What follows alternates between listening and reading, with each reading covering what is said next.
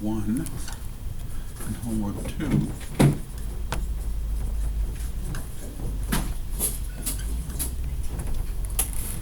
And we'll talk about your midterm. Right.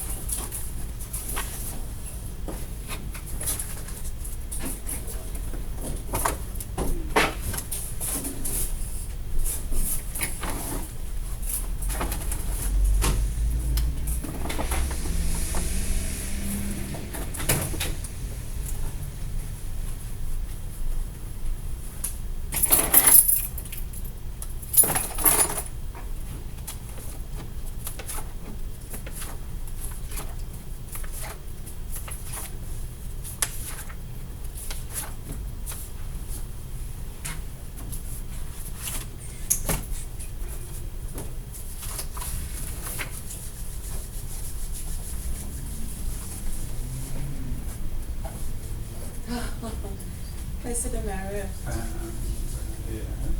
our first homework, give me the chills. Why? It was just simple, easy, sweet little homework just to warm you up. The chills. Are you okay? Missed class on Monday. Yeah. Everything all right? Yeah, that rain, some woman decided she would rather run me off the road than drive her car through a puddle of water. Your new car? No, my what I call Ernie. The car has been serving me long and faithfully for the last 13 plus years. Yeah, so I spent Monday and Tuesday in accident emergency. Oh, wow. I survived, so that's not the important thing. So everything okay? They said that. Yeah, bruised ribs, but that's about it. But, yeah, Ernie is done. Yeah, so, yeah. Yeah, it happens. What I know. No, I was telling why, I was on my way and didn't get to you guys on Monday. Oh. Because some woman decided to run me off the road. Yeah, no, she just didn't want, with all that rain Monday, she didn't want to drive her car through a puddle. So she would rather drive on my side of the road. Which means, she have to move over because I don't want to drive in the water. Oh, wow. Yeah, right on West Bay Street. All right, I guess I could give them 2 minutes.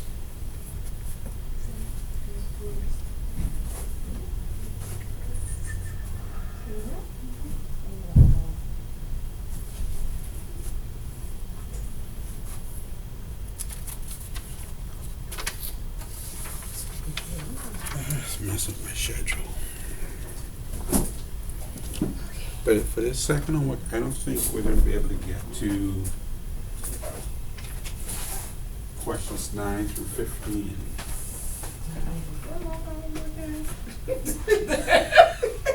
Not. I didn't tell him about his face. I didn't tell him about his face, so I said his face over, give it a chance. I think you should see how our first homework go first. I'm telling you. What's wrong with first homework? Alright, let's show up with that. Mr. Demaris. See just how much we learned. Here's the homework question. What was the problem with the first question?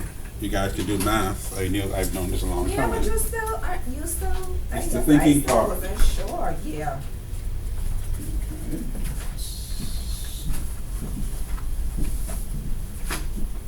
mean, we could go through it. I mean, I can't give it back to you to look, see where you want wrong, and make any corrections. No, but you're gonna mark it and give it back to us, right? Now? No, not now, Yeah, of next course, class. yeah, yeah. We can go through it when you give it back. Okay, yeah, any just worry about it now then. Oh, this one long, really? Oh, no, some long questions, right? Anyway, let's take a look at the second question, second homework. Okay. While we're there, shall we exchange gifts? Oh, sure. Maybe if you want to run me then. Hmm? Don't do me like that. I swear. For true bonus. I Right. I know before, you know.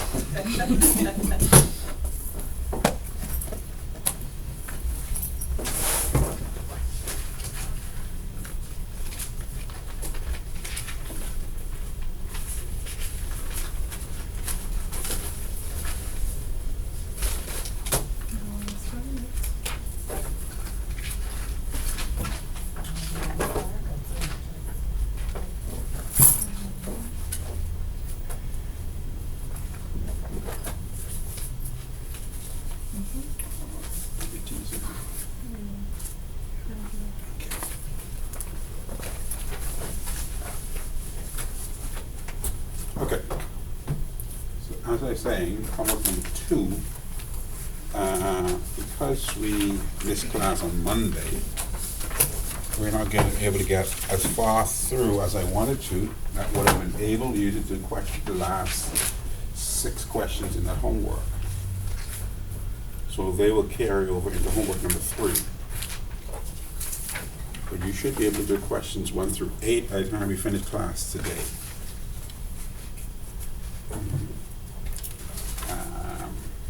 Talk about this second. Give you an opportunity to take a peek at the homework. We can talk about what's here.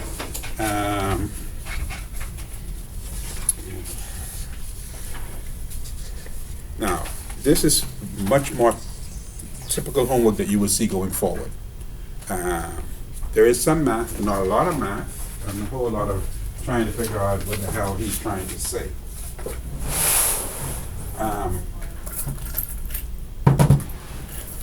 So, for example, if you look at question 1,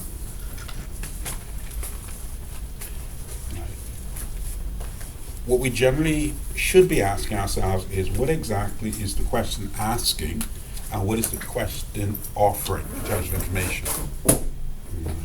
And it's going to be critically important that you, I want to say read the question because you think people read the questions, but people generally glance at the question and then in their own mind interpret what the question is actually trying to say. That is not going to work for you in this class. So if you look at question 1, stuff we've seen before. They're talking about elasticity. Marginal cost to own a steel mill. And they know that a 7% increase in the price of steel they sell will result in a 5% reduction in quantity of steel they sell. So price goes up by 7%, demand goes down by 5%. What can you say about elasticity of demand for this product? First things first, what are you being asked for?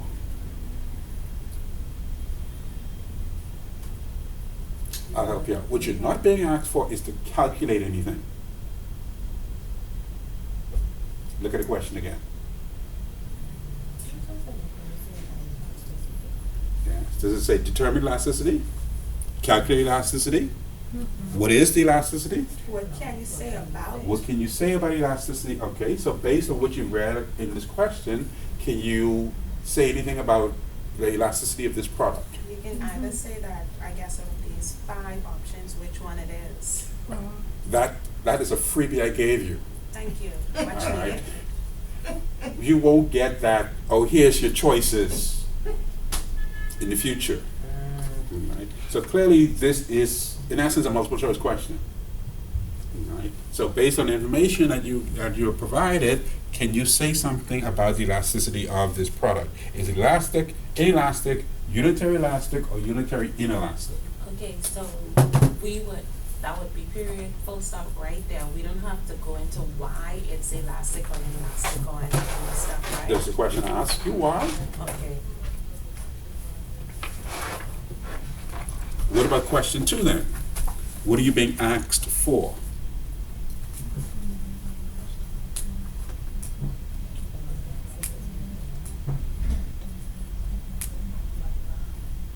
Does it sound like they want you to calculate it? Yes, it says what is the elastic of demand facing the up and down company. So clearly, different from question 1, Yeah. you're being asked to calculate elasticity. Yeah. Fine. Yes, I do. Sorry? No, now's the time to speak. No, nothing to do with the question. I was on number 3, so. Okay, so let's look at question 3 then. What are you being asked for in question 3? The answer is either A through B through E. Does it look like you're doing the calculations? Well, Let me read the question first.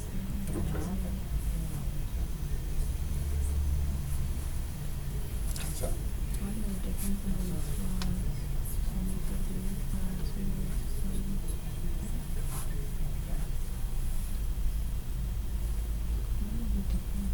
we'll have to calculate, we'll have to do some calculations. So, let's assume that you have to do some calculation.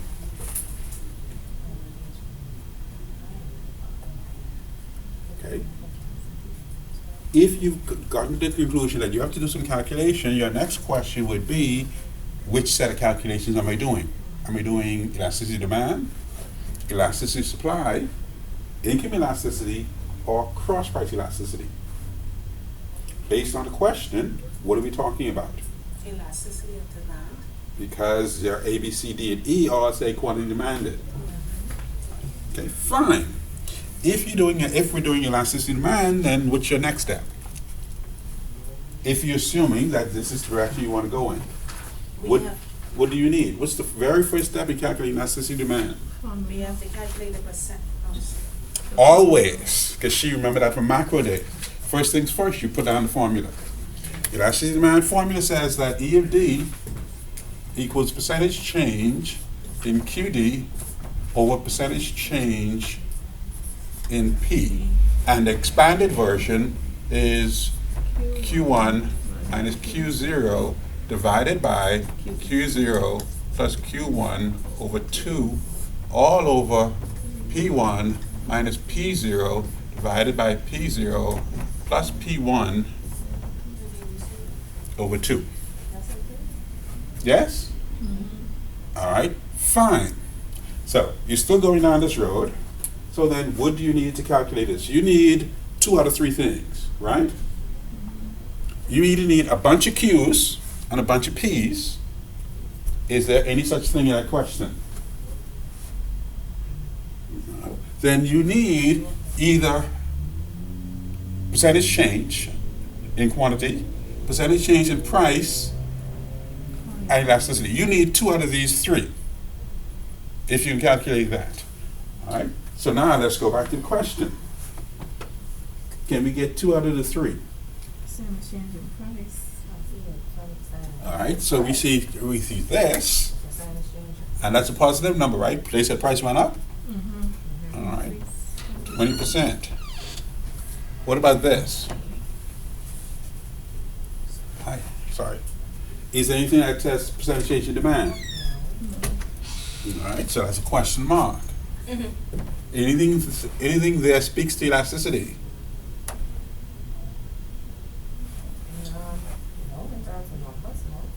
And there, we need numbers. So now we have a problem. All right. Based on the information that's provided in the question, can we use this formula? No. All right, so now let's roll back our assumptions. All right. Clearly, we can't use this formula because that's not enough information. All right. So let's go back to the question. What is the question asking us specifically?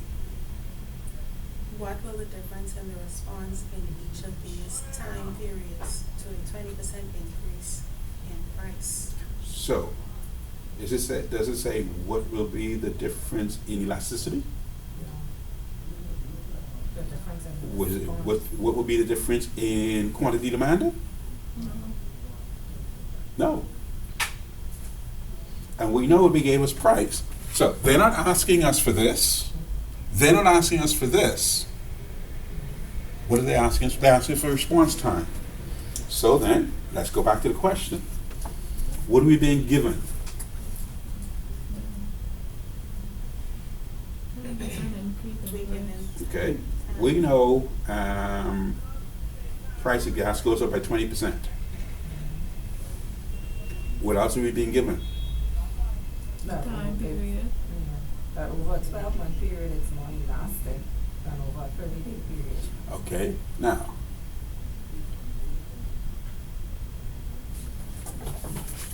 That's all we're given. Demand for gasoline over 12 months is more elastic than over a 30-day period.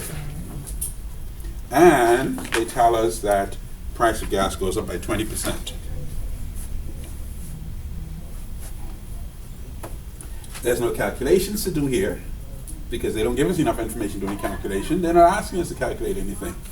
They're asking us to figure out what happens when gas goes up by 20%.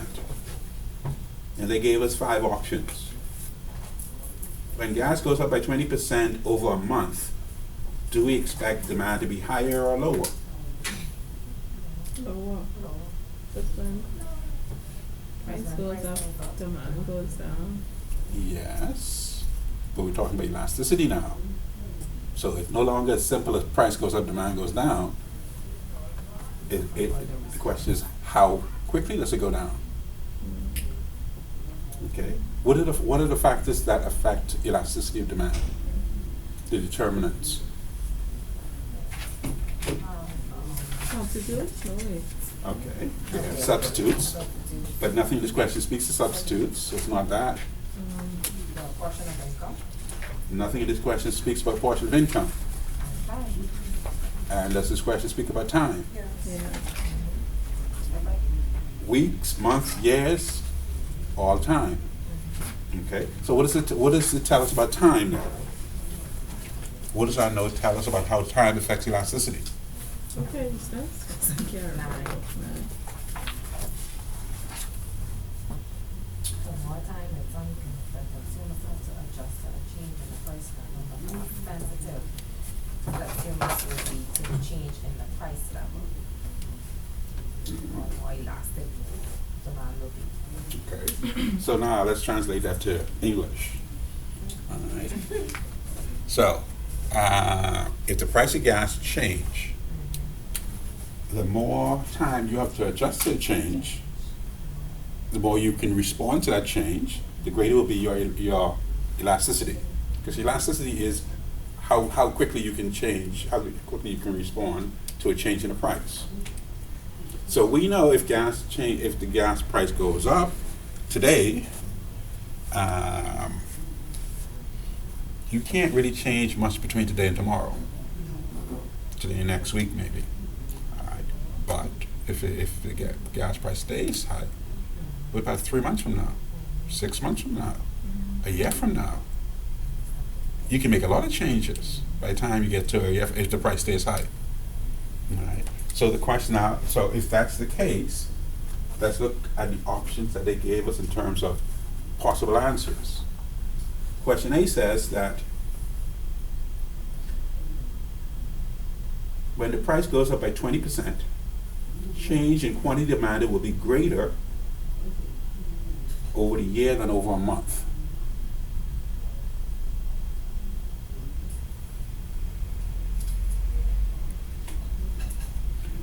We know when price goes up, demand goes down, right?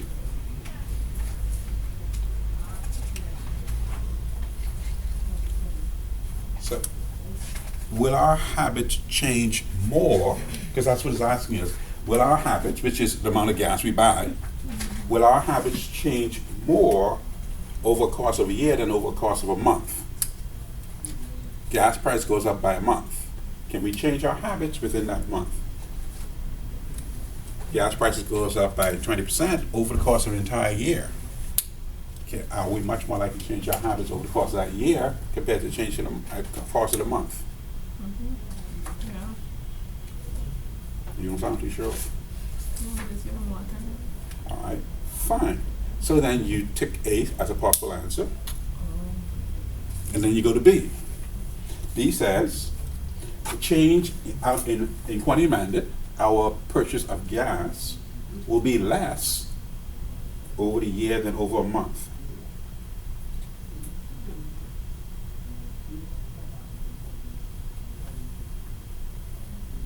So A says that over the course of the year, we are more likely to buy more gas than over the course of the month. Now here we're talking about percentage changes, we're not talking about absolute amounts. So if we're saying when the price of gas goes up by 20%, right? We were buying $60 worth of gas a week. Price goes up by 20%, over the course of the next month, we're saying our ability to change how much we consume is relatively constrained. All right? We still get the same car, we still get the same kids, still get the same job, still live in the same place. All right? Still making the same money. And mama said. Fine. Gotta be the Mamba. All of that means that over the course of the month, the amount of gas that we purchase on a weekly basis probably doesn't change that much just because the price has gone up by 20%. What about over the course of the whole year? All right, gas gone up by 20% in this is what, July 2019. What is your habits in July 2020 as it relates to the amount of gas you're buying? Do you buy more? Are you buying more or less than you're buying now? It depends on, Probably be the same. because that's January, July Remember now- 19th to 2020. You still need the gas? So we know we can become more exactly. But you may be become more That's conscious right, you might. of what you do. Or where you because go, or the how far you business- drive. yeah. No, but that's a whole year. We already get comfortable with that price, so we just driving. That's a whole year. But still, your habits might Not change necessarily. because you know that the price Your of gas habits might increased Just by I've been high for a little 20%. while. Then Yes. like, So you yeah, might not drive I up can, and I down may as much as be you able to used to. survive a month. November. I may be able to survive a month. But after a year, that's Okay. a lot. Let's see if I'm following you guys. So the price, your weekly price to fill up your tank went from $60 to $85. Mhm. That first month, you know you're stuck Yeah. because you already commit to whatever you're doing. Mhm. But the question is, can you survive at $85 a month I For a think year. for a year? I think like November, you would see like a sharp difference because mothers, it really hit me now. But then by the time it's July next year, we're comfortable with that rate. Okay. We're So driving. wait. Comfortable with that Hang on. What happens in November? In November, persons would probably start to slow down with their driving. Like you would see the Okay, there's so- an increase in demand for gas. All right. So hang on. So eventually this hits you, Yeah. so you adjust your habits. Yeah. But then you're saying then you go back to driving more. Yeah. Cause she didn't Because you get used- comfortable But so with that. she's not adjusting her habits, she's adjusting to the price. Yes. You will have to adjust your habits, I think. You adjusting So to the that- price, so Yeah. the price ain't bothering you. No, Yeah, you have to adjust your it will habits. bother me for the first couple months, and then I can go right and get comfortable with it and start driving right Okay. back to seeing. Remember what we're talking about. This goes back to our macro days when we're talking about first order conditions, your first response. All right. There's a lot of things we can talk about when we talk about what happens next and after that and after that and after that. But the first thing we know is going to happen is that you're saying November. For some people that might be August if the price goes up in July. For some people that might be December. But there's going to be that adjustment. Yeah. All right. And that's exactly what elasticity is. It's that responsiveness, that adjustment. So what would that adjustment be? A decrease in demand for gas. Yeah, decrease But in question demand. one says that demand will go up. You mean A? Yes, A. It gives us the option Hold on, that the demand percent will change be in greater quantity over the demanded year will than be over a greater. month. So that's out of the question. It's not Right. gonna be great, it's gonna It be says less. that No, it'll be less. come July 2020, you'll be buying more gas than you're No. buying now. Probably be less. It'll be less. It can be less. Same, looking at Okay, it so from that then point of view. you put an X next to that and look at B then. B is less. B says quantity Demand demand to will be less over the year than over a month. It sounds like a possibility? Yes. All right, so put a tick next to that and try, look at C. Demand would be the same. No. That's what you were saying, though. Yeah, Yeah, you were that's what saying I was that. saying. Now you're giving it some more thought. No, I still It sticking ain't with really the that. same.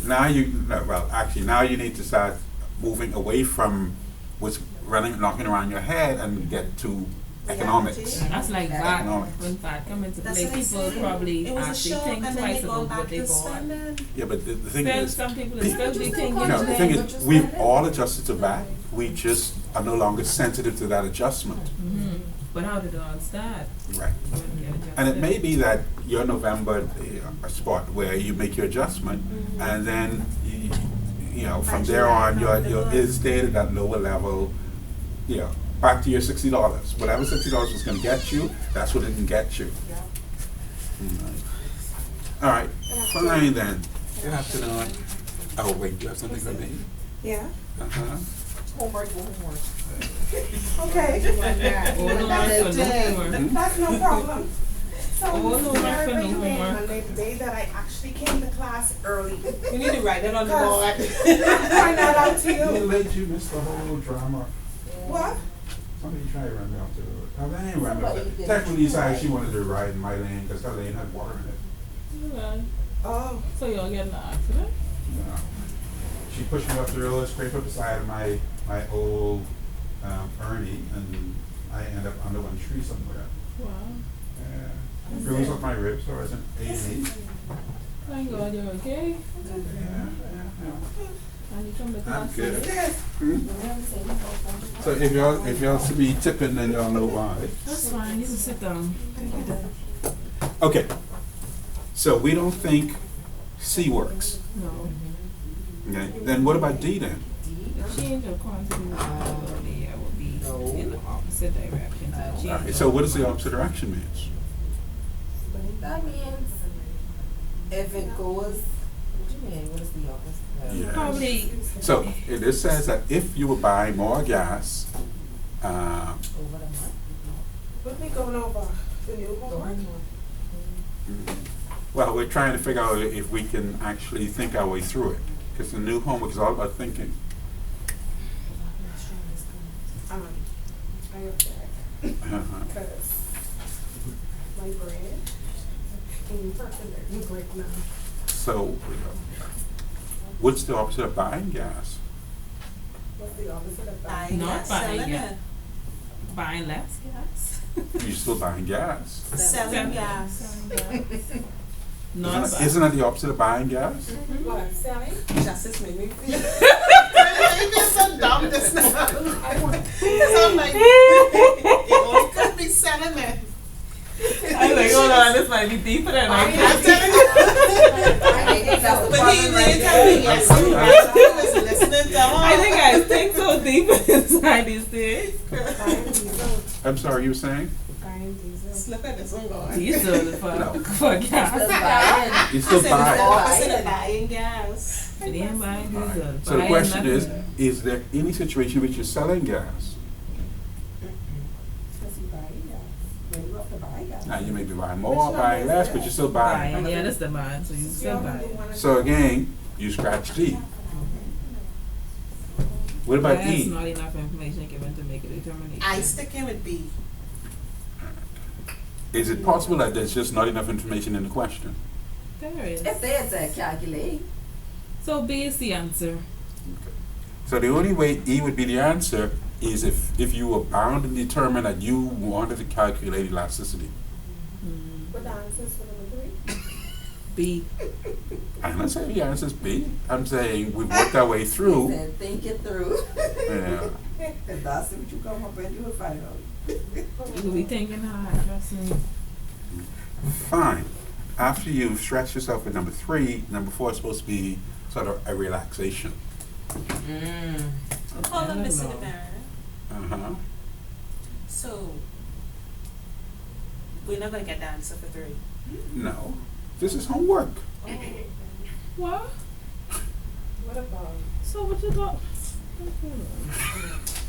What, do you want me to give the answer and then give you homework too? I thought that was. We can I write it thought on that the was the link point of for us you. going. We don't have The to point, write no, it. the point here is to give you an opportunity to realize how the question is requiring you So to the think. so the answer has to be between A and E. Yes, because it's a multiple choice question. Alright then, that's fine. What about number 4? What are you being asked for?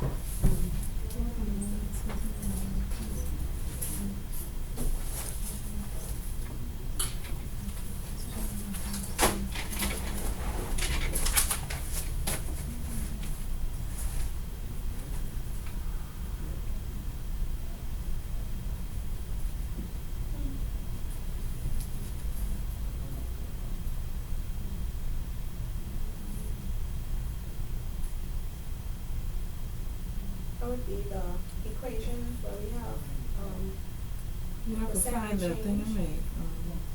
Sorry? what it is. All right, first of all, are we talking about demand, elasticity, obviously? Elasticity demand, because I see E of D. Yeah. All right, Yeah. so then what's the next step in this process when we're not sure? We You stick the use formula up. and they have Yeah, the price that's there. I mean, they have that's it right the there. elasticity there, and they have the Yeah. So percentage change. they give us and percentage, price. so they did give us this, which is, in this case, happened to be 20% too. 20%. No, it's not the same 20, it's a different 20%. Well, Yes. And then they give us elasticity. And they give us elasticity, So we just have to find that. so they're asking us to find, The QD. percentage change in quantity. all right? Now, I understand what they're saying, predict the percentage change. So your answer should be 10%. in percent. Alright. And predict the percentage change in something that will occur if the agricultural price supports were eliminated. Now, they give you elasticity for onions and they give you elasticity for tomatoes. So, you should give me 2 answers. Mm-hmm. Just making sure. Got you. See, easy enough to do. No. What do you mean no? This one- That's about as this easy one- as you can get. That one is fairly easy. That one you can just use the That one formula is easy, and just- just. Alright, so why you say I say easy and you say no? Or that's just that's your automatic response. Fine. Alright. What about question 5? This question's long, but. Okay. Oh, you could send this. We say you won't be able to do questions 9 through 15 because we wouldn't have been able to cover that by the time we get to the end of this class today. So that will go over into your next homework. Fine. So the question is asking, you're responsible for finding storage space for the surplus to be generated by a new price support program. Any of those words sound familiar? Alright, surplus, okay. So we can circle that because we think at least that sounds familiar. The rest of it just sound techie words. But okay, what else is going on? Before the new program, the equilibrium quantity of dairy products is 50. Yeah, but see, billion pounds is in brackets, so you please don't put like a million zeros behind the 50. So we could just put, 50. You just use the 50. okay. Noted. I thought that was all. It's good, okay. Ooh. What was that? No, like- What? Anyhow, Like something with a before the new program, the equilibrium quantity of dairy products is 50. What does that mean? The equilibrium quantity is 50. quantity to. Where did we see quantity. equilibrium? Sorry? You could go, sorry. Equilibrium quantity. Quantity demanded and quantity supplied equals 50. So, give her a gold star. That tells us that QD is 50 And Q, that's 50. before government stepped in, right? Mhm. Before the new program. Mhm. So, would it make sense if I call that Q0? Yes. I Because guess that's the so. whole price. Yeah. So now, once you got that far, all right, see it, I'm taking the question one piece at a time, and I go back and see what else it says. The minimum price under the price support program is 5% above the equilibrium price. Can we translate that into something that we can use? Mm-hmm. Sorry? 5, 10, 50, then add to the 50 and then see what it is. Say what? Oh, no. The 50 is quantity. Oh, that's price. Oh. The minimum price.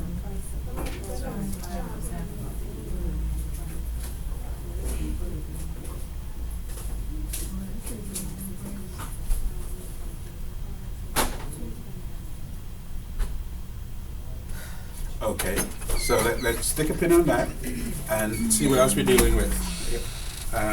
When you have my, you know, don't you have something for me? No. What do you mean no? I just come to last. You give me something? It's the first time you see my face, right?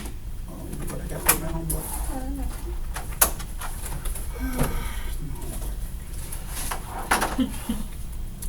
All right, so we put a pin in that because we're not quite sure how to deal with that sentence yet. What else it says? Elasticity supply of dairy products is 2.0. So we can write that down, right? Mm-hmm. How would we write that? P0 equals 2. Wait, where you get P0 from? Dairy products. The price elasticity of supply. That's the percentage, doesn't it? Percentage change of. The price elasticity of supply. PS Oh my goodness. equals 2.0. Isn't price elasticity of supply E of S? Oh, EFD. Yeah. And demand is EFD. That's it? Yeah, we just need to refresh. And this tells you that this is what? 2.0. Mm-hmm. What else can we extract? What Price about? elasticity of demand. Okay, now that I give you the E of S, you know what the EFD is 0. EFD is. 0.80 and 0.80. Projected surplus for next year in billions of pounds. All right. So what are they asking us for? Surplus. All right. What's our surplus formula? QD take with, hold on. QD take with QS. Or something like that. Something like that? I trying to remember. I can't remember. I trying to remember. Q something take away Q something. For It's sure. QD, take away QQS. QD minus QD. Okay, y'all need to make up your Hold on, mind. let me look. QD. See? Talk to each other. Figure it out. QS Me minus look. QD. But sure, this is the next thing around there. Now, is it any QS and any QD? So what is it actually? The equilibrium, No. Go back to your notes.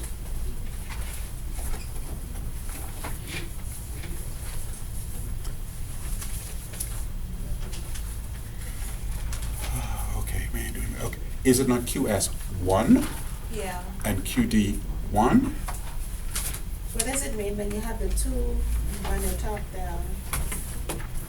What's the two on the top there? I have two strokes on the top of my one. And for shortage, I have only one stroke. Where did two strokes from? For real? In your notes? Yeah. Why do you put two strokes? That's what I'm I using find for. I know that nice. I have a nice one. No, this just means new quantity supplied, new quantity demanded. So why, okay, would it have two at all? No.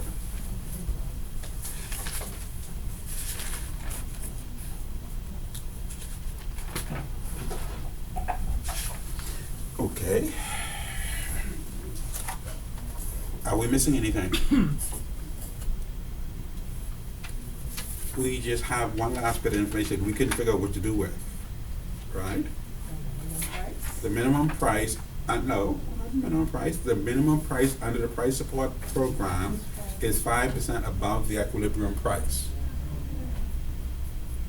So if we were trying to fit all this into our, well, we have E of D and E of S, right? So we probably need both equations. Wouldn't we? What do we need, Mark? Both equations? Did they not give us information for E of S and E of D?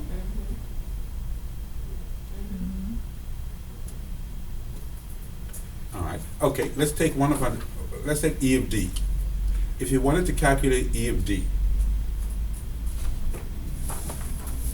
this thing here, right? We said this, we need at least 2 out of the 3 unknowns. All right. What do we have from the question? Do we have E of D? Yeah, we have E of D. All right. We have E of D. And QD. Do we have QD? That? Yeah.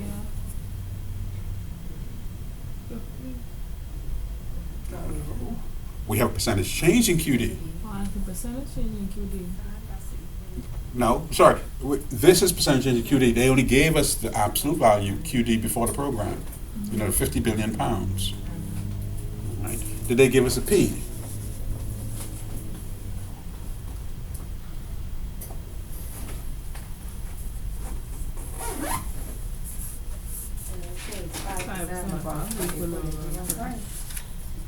Okay, so what does that mean? I mean, we can't use that formula. What is the equilibrium price? We don't know what the equilibrium price is. Do we need to know what the equilibrium price is? Yeah, we do. Why? 5% above whatever it is. But is that important? What if we just put the 5% here? Because that's already percentage. No. We said the new price, whatever new price is 5% above the original price, right? The equilibrium price. So doesn't that mean that the equilibrium price changed by 5%? Right, that's what I'm trying to say. The percentage change in the price is 5%. So yeah, so now we know this is 5%. That's how long we had to take together. Yeah, but now you only got to think through it once, and then every homework after this, you realize, okay, I need to sit down and think it through. I can't just, work on my assumptions. All right, so we know what this is, and we know what this is. Can we solve for this? All right, so now we know what quantity demanded change by. All right, so we've solved that out, and we ended with a percentage. We know what the original amount of quantity is, 50, right? We know what it changes to, or changes by. Would that not allow us to get the new quantity? And if we do the same for the price, if this is E of S, do we know what E of S is? We know they said the price changed by 5%, right? So that gives us E of S and the price. Can we solve for the new QS? So in essence, may I? We've put together the information that we know. We know QD 0 is 50. We need to find QD1, right? We know QS0 is 50. We need to find QS1. And we know surplus is QS1 minus QD1.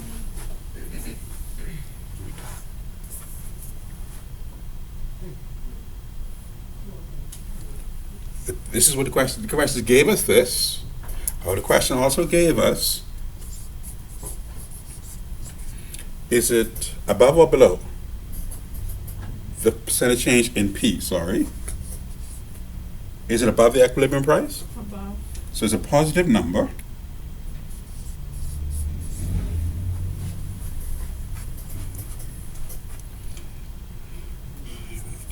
And now that we talked our way through it, hang on a second. Wait, did I? Yes, okay. Number 6 is similar, so we could work this one and this one. This. Yeah, I'll give you the mark anyway. Only because I'm feeling good. Or maybe it's a medication or something. Number 6. Right. So that's the information that we can extract from the question. Right. First, we know they're asking us for surplus because they told us they're asking us for surplus, right? Right. They told us equilibrium quantity is 50, equilibrium quantity supplies is 50, right? Demand and supply is 50. They told us, what else they told us? E of S and E of D. They told us that E of D is 0.80 and E of S is 2.0. So all we've done to this stage is extract the information from the question to the best of our abilities. Now, because we see they gave us both E of D and E of S, or they mentioned it in the question, we know these formulas are probably something that we want to work with, at least to see where we're going. All right. Whenever we get it, we're not certain what's going on, and we can look at it and see there's some elasticity, either demand or supply or cross price elasticity, something of that nature. The first thing we do, we put down our equation because it sort of settles our minds. Then we start thinking about plugging and chugging as we go along. All right, so that's what they gave us. Now we know surplus is QS1 minus QD1, so I need to find the new demand and a new find a new supply. But I'm not sure how to do that yet, but I know how to work my elasticity formulas. So I put my elasticity formula down first. Sorry. My elasticity, my E of D is percentage change in quantity demanded over the percentage change in P.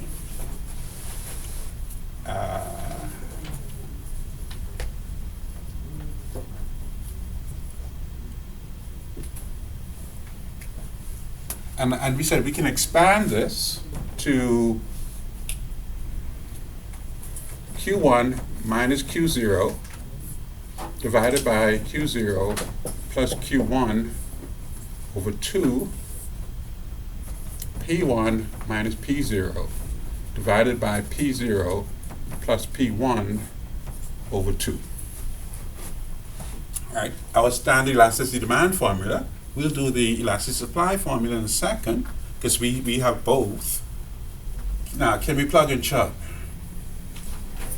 We know E of D, they gave it to us, of 80, 0.80.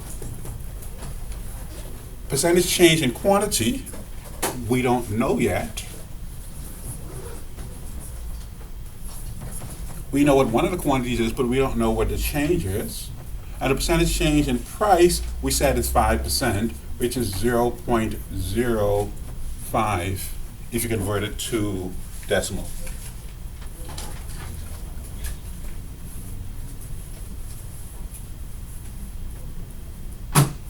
Now, questions can be solved for percentage change in QD. Remember we did the whole thing last class with A, B, and C kind of thing. So we know to find this, it's just this multiplied by this. So 0.80 times 0.05 equals percentage change in QD. What does this turn out to be, somebody with a machine? 0.04. All right. And we multiply that by 100 to get a percent. So now we know percentage change in QD is 4%. Positive or negative? Positive. Why? Because that's what this.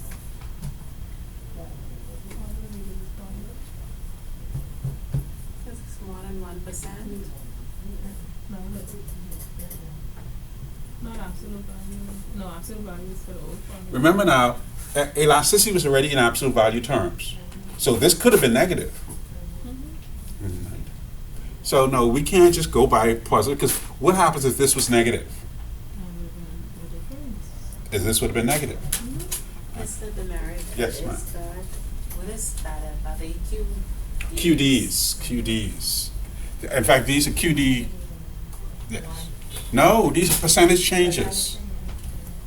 This is not. See, QD 0 is 50 billion No, pounds. I mean like, okay, do you have is that a 0 or D? It's a D. All these are Ds Okay. for the demand. Right. The numbers 0 and 1 would normally be At the top. on the top. All right. The question remains, is this positive or negative? Why? What happened to the price? It increased by 5%. All right. Price goes up, then what happens to quantity demanded? Goes down. So then shouldn't this say that? Because see, all this is saying is that demand changed by 4%. It doesn't say whether demand went up or went down. We should know that demand would have had to have gone down because Price gone up. price went up.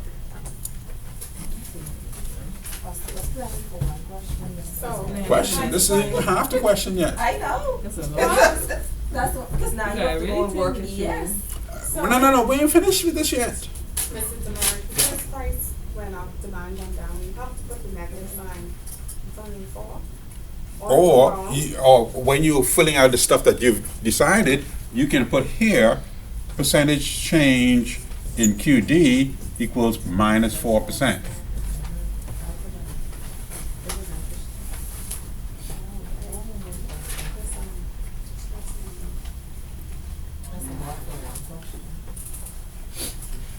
So, all we have determined to this point is that demand changed by 4%. 4% from what? The equilibrium price. This is quantity. It says quantity changed by 4%. But changed from what? What was quantity originally? Before government did its program, what was equilibrium quantity? Because don't we have it here? Yes. Demand was originally 50. Now we said after the government implemented program, demand fell by 4%. So wouldn't that allow us to determine what the new what the new demand is? So you can't be able to find Thank you.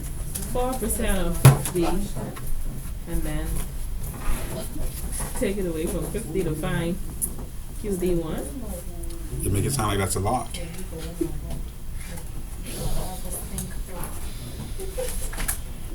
Okay. All right, sorry folks, I got 48 it. is QD1. So That's then- what I get to. If we know that originally demand was 50, Q0 is 50, QD0 is 50, but now QD1 we said is 4% less than 50. 48. 4% of 50 then take away from 50 away. 4% of 50 is 2. So we just take away 2 from the 50, which is 48. 4% is 50, so you get 50. Yeah. Okay, so how do you find 4%? How do you find a percent of any number? You The number multiply it divided the by number. 100. I mean divided by, Alright, yeah. so I do not have to teach this, right? You guys can go from here. No, you have to teach to Mr. Demerit. Please. So this is for QD1, right? Is 0.04 times QD0 minus, sorry, this is correct. I just want to flip this around, if you don't mind. This is QD0 minus 0.04 times QD0. This is part of the question too. You're just trying to find the percent? I ain't going with what I know, because this way. Yeah. What you know is this, but you just have it all in your head Yes. in one thing. What's QD0 is 50, which minus 0.04 Oh, okay. times 50. This is 2, Same thing, 48. 48.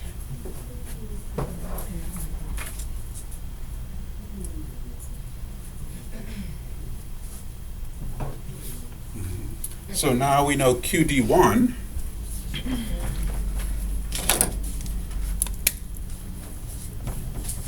is 48. So now here's our surplus equation. We now can substitute in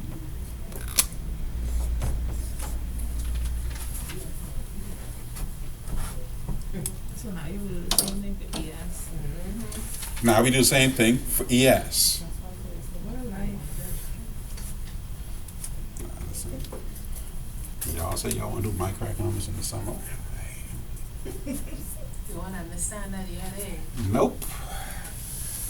Students usually like to take 14 weeks to work their way through this, but y'all say y'all can do it in 7, and we miss a couple of classes, so it's like 6. And stuff. Oh, speaking of which, thank you very much for reminding me. Don't frown, it's good news. You will have a midterm, you know this. You also know that we missed 2 classes. So what I propose is to use that midterm class as a, you're still frowning. I so lost. Wait for it, Dana, Wait. wait for it. Exactly. Okay, yeah. I'm Mhm. telling you. Oh, well, not, I don't count holidays. Holidays are not missing a class. Because, you know, we make it for during the class time. So that's not an issue. I will give you your midterm as a take home and then use that class as a regular class. We understand. Can I get mine on Monday? Because I Check won't what on be on Monday? Wednesday. The midterm? The midterm is not Monday. No, I say, can you give it to me on Monday? If you- Are you emailing it? I emailed it to Oh, everybody. okay. All right, Which, halftime break over. Oh, oops, not that. so Mr. So we still get it next week, we understand that. No. Say you'll email it to us. Oh, you trying to say we email it to us? No, I still wanna know, we giving it to us next I, week, we understand. Mr. DeVere, No, it'll be the following week. I need to know, please, the severity of this, seeing as how it's gonna be a take home. Which means so I don't- severity. I don't understand the Would it severity. be harder because it's a take home? It will cover everything that we've done up to that point. It ain't gonna be hard. I mean, I can't speak. I only can speak I for don't want no myself. Mr. Fountain Dyke from midterm now. Mr. Fountain.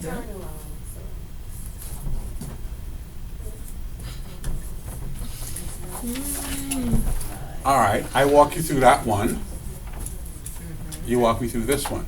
Now that we know that we don't need all those P's and Q's, can we just work with this?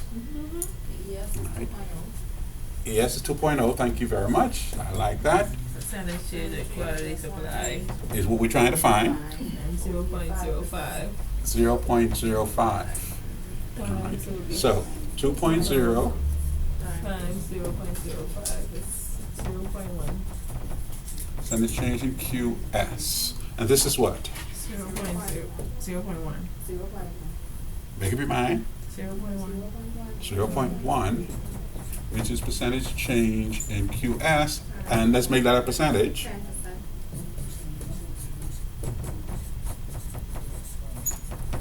Now, does quantity supply go up or go down?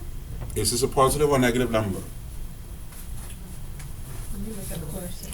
What happened to price? It went up, So what happens to quantity supplied? it goes up, It went up too. it goes up. All right. So what was our original quantity supplied? 50. So then we know this is going to go up by 10%. All right. So that'll be QS1. Mhm. QS1 is QS0. Now, it's a plus now because we're adding 10%. 0.10 times 50. QS is 50 plus 5. So now we know QS1, 55. So now if we're working on our surplus, so our surplus is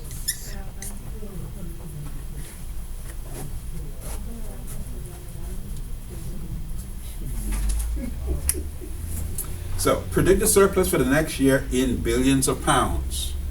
The surplus is 7 billion pounds.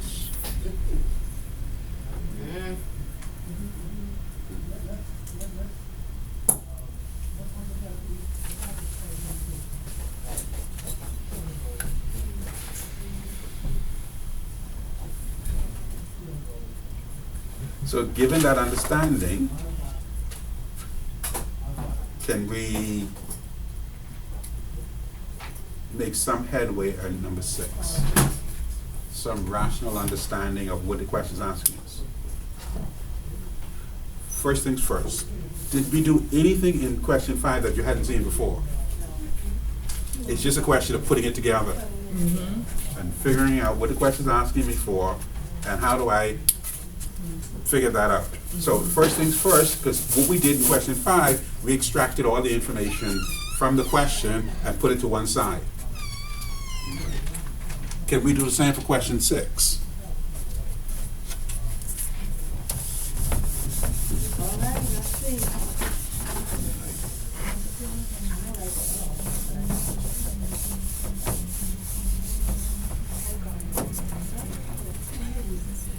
All right.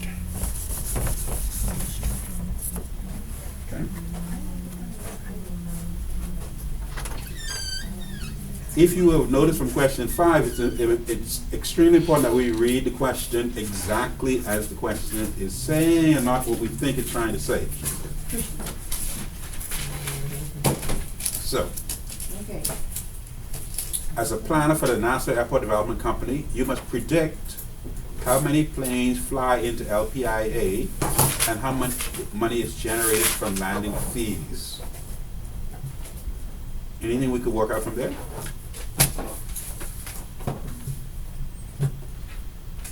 So we looking for. Okay. According to a recent study, elasticity of demand, elasticity of demand, I know those words.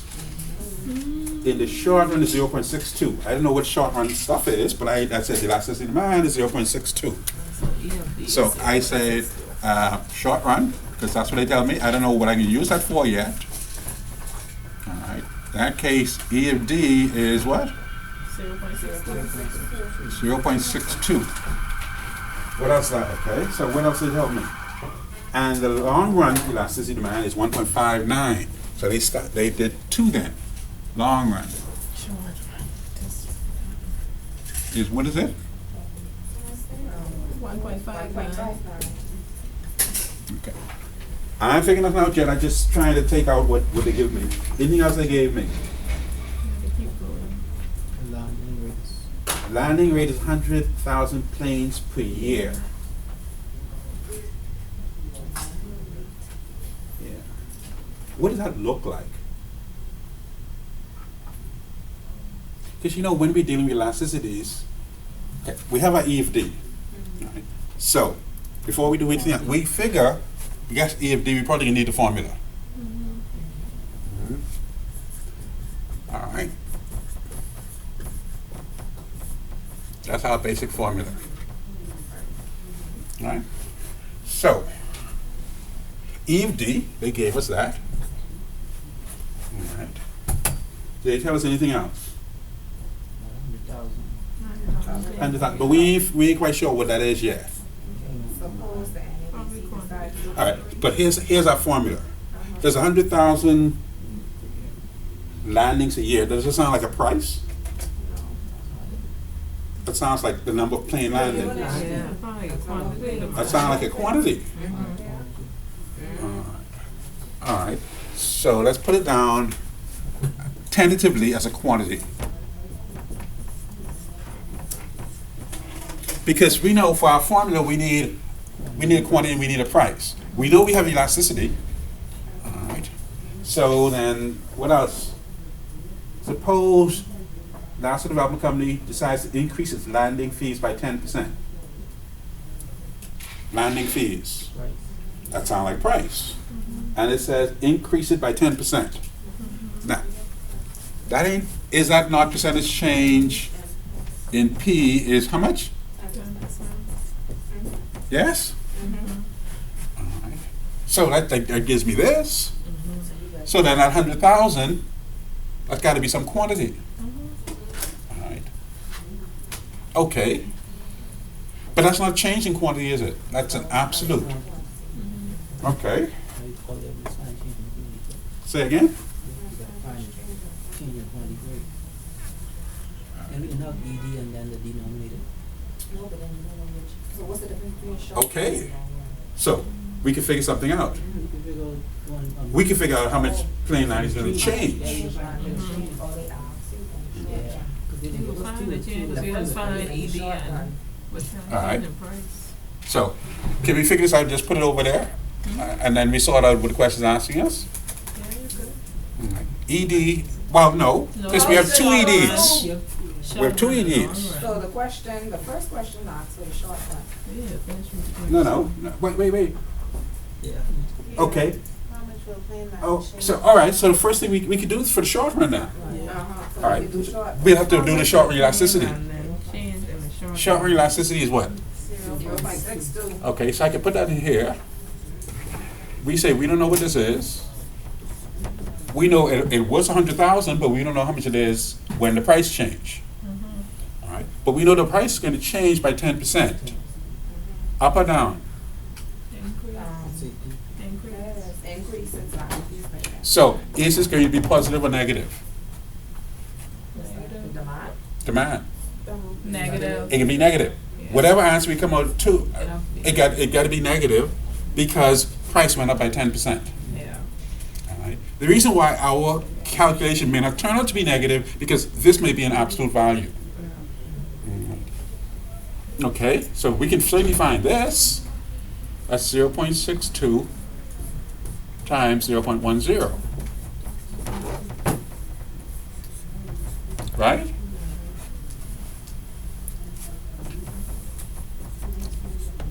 So what's that? That's 0.062? Yeah. Yes. Negative 0.06. Or you would cross it over to make it Yeah, well, let me put it percentage. over there. Okay. No, cross it over ain't gonna change It nothing. don't change nothing, so that's my Okay. negative answer. So, minus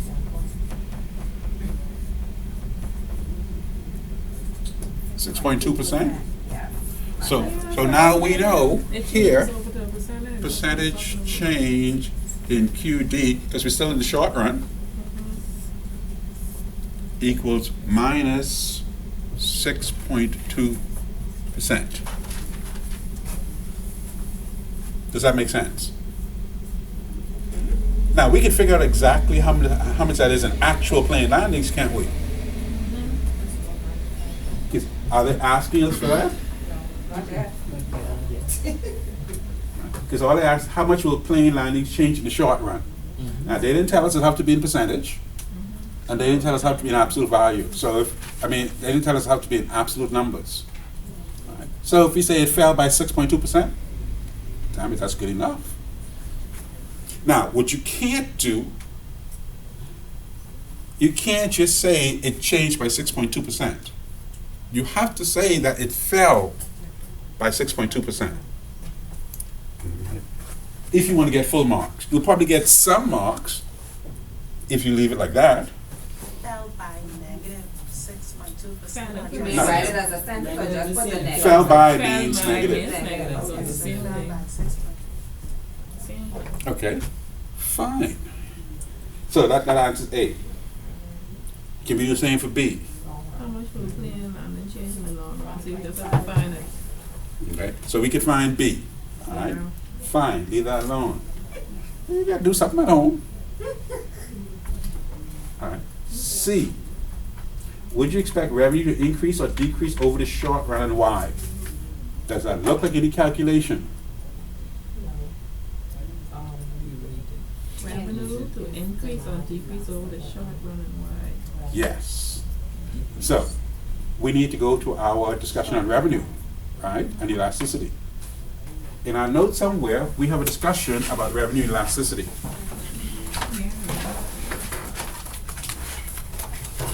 And what does that, what does our notes tell us about revenue elasticity? Does revenue go up or go down? Demand is said to be elastic if consumers are very responsive or sensitive to changes in price level. More specifically, demand is said to be elastic if a 1% change in the price level leads to a greater than 1% change in quantity demanded. That doesn't say anything about revenue. Fee rises, but QD falls by a smaller degree, and therefore revenue increases. This. What is, okay, that's page 10. The result is that revenue falls because any increase in income due to the increase in prices is more than. Did you give me homework? Demand is said to be elastic. Oh, okay. More Okay. sensitive to changes in the price level. More specifically, demand is said to be elastic. If a 1% change in the price level leads to greater than 1% change in quantity demanded. But I don't know, no, he said revenue. we talking about revenue, it's down to the bottom. How does elasticity affect revenues? What are the three types of elasticity we have? Elastic, inelastic, and unit. Elastic. Does, So don't it's- each of those affect revenues differently? So, okay, so in this equation, Oh, well, because let the me quantity see. went down, price went up, quantity went down, so revenue goes up. Let me see. No. No? Remember, we're past the stage of just looking at price going up and revenue go down. We're dealing with elasticity. 6.2? Yes. Uh-huh.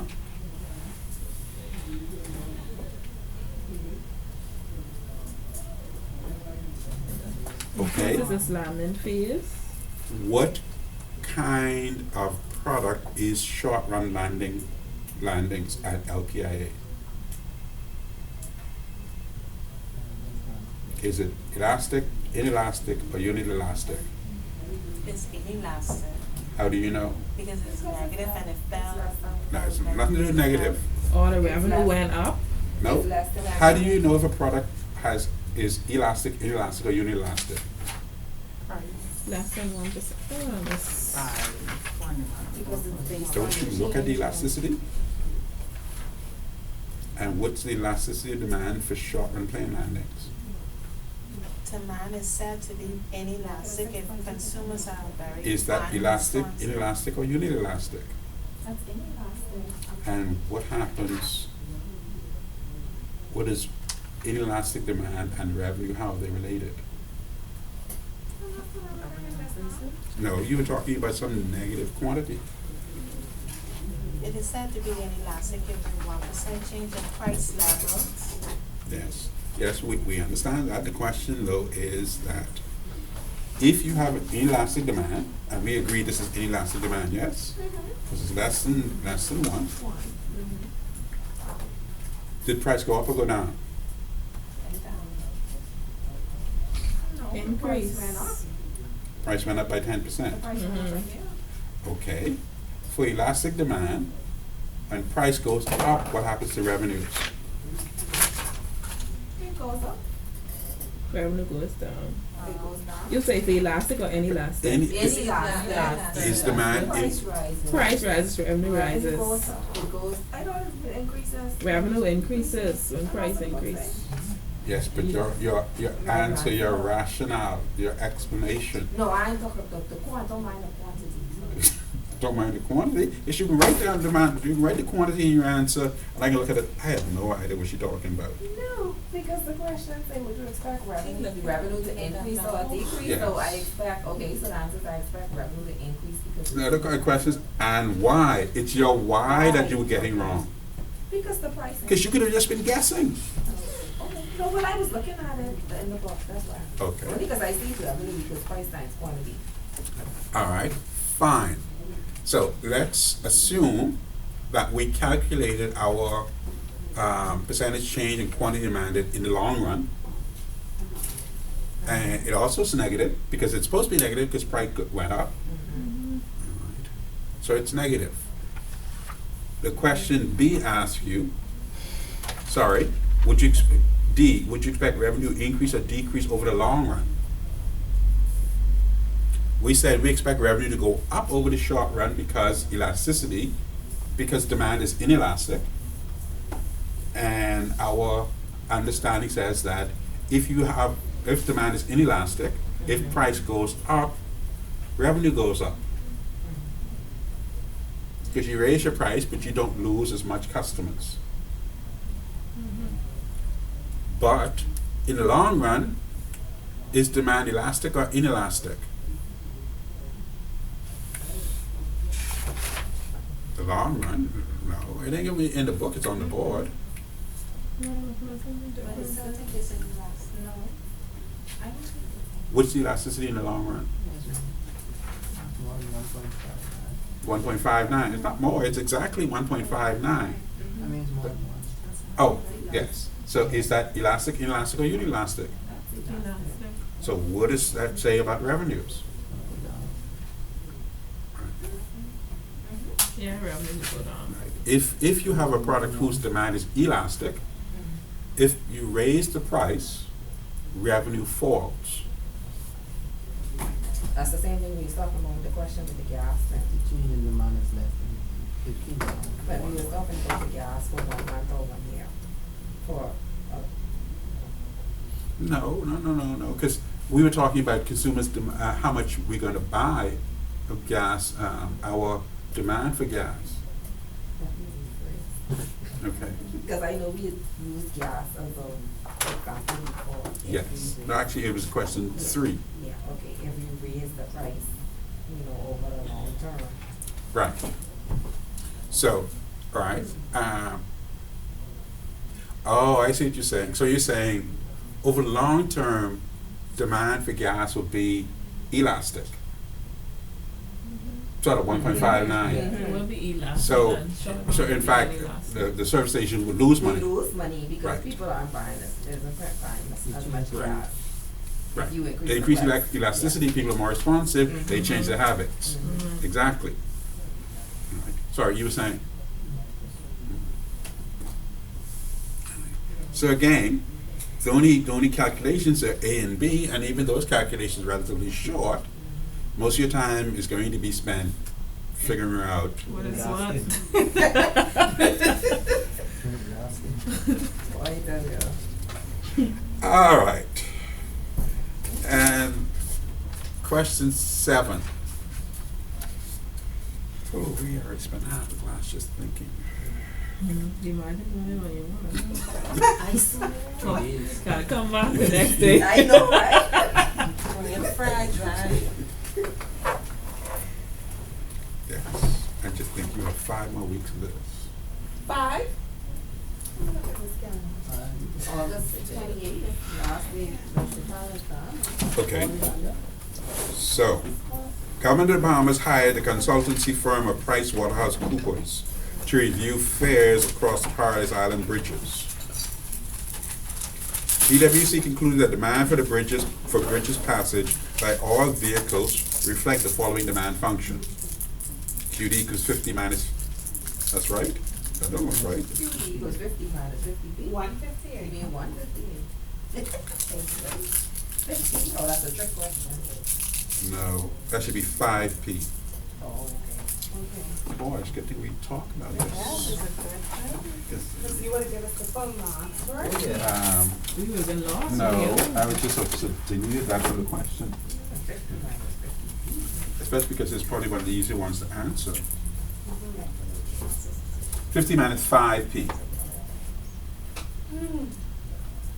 Can we calculate E of D for this?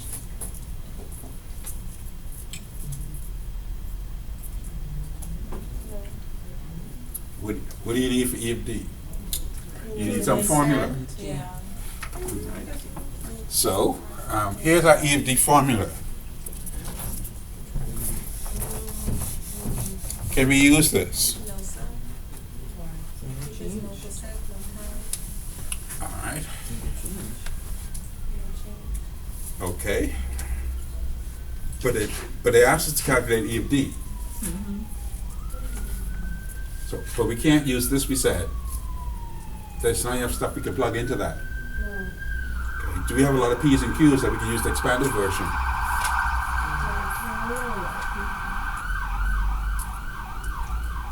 I don't see any P's and Q's. Oh, I see one P maybe.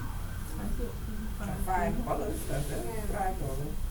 Yeah, that's the first one. So we got a problem.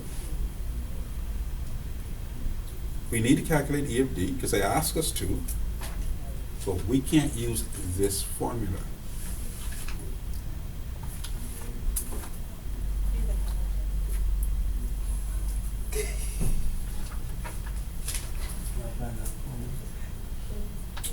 That's the question needs to be asked. What's he say? The special case? Is there another formula? The special case? Which special case? They have on that, the old formula you're talking about? No, you can't use the. You still need Q's and D, I mean, what you, yeah, you still need No, the we're same never thing. using the old formula again, ever, ever, ever. Forget that old formula. Okay, okay. All right. Oh, I know. Uh-huh. Is it, Cause it says the special the case. E, X, and Y? Which special case? It says in some very special cases, we are interested in finding price, elasticity of demand at a specific price. Uh-huh. So Keep we going. trying to find it at a specific price of $5, right? That sounds about right. So what is this specific, what's this special case? Is this the income elasticity of demand? Cause you wanna Anything check- this question speak about income? What page is this y'all on? I on page, that's 15, 14, it's not a 14. Special case formula, elasticity of demand. That's in the thing. Yeah, no, that's different from when it when it says you wanna calculate this, use this formula if it's coming at a specific price rather than due to a change in the price. There's no change in the price, they give you a price. Why you laugh, looking at me and smiling, Mr. Barrett? Because you sat there, you said, you know what? I'm gonna figure this out for myself. I'm gonna think, he told me to think, so I'm gonna think. So he said, I know I can't use this formula, so I had to find a different formula. I got a clue from him, so I gone back to my notes and boom, shakalaka. Okay, so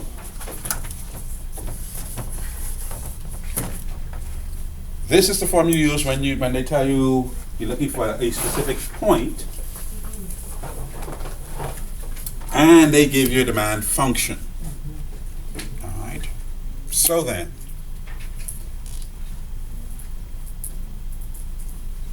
you come this far. Oh, ED Mm-hmm. equals DQ over DP times P over Q.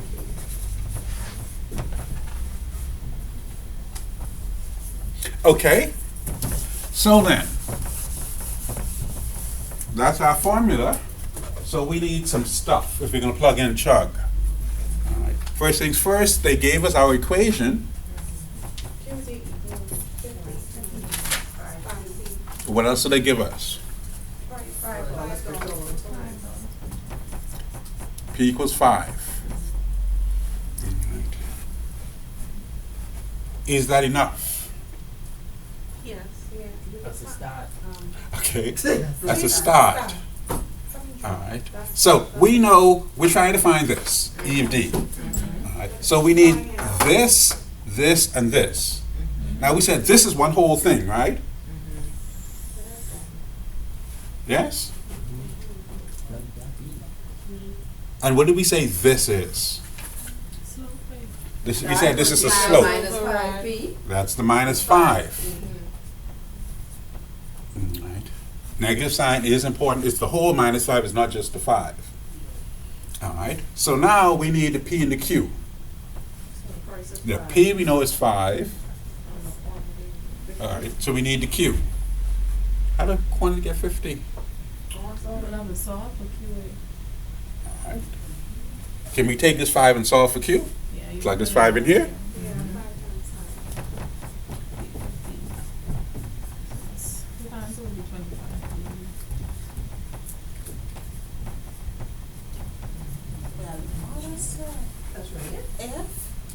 You serious? I don't know, umbrella.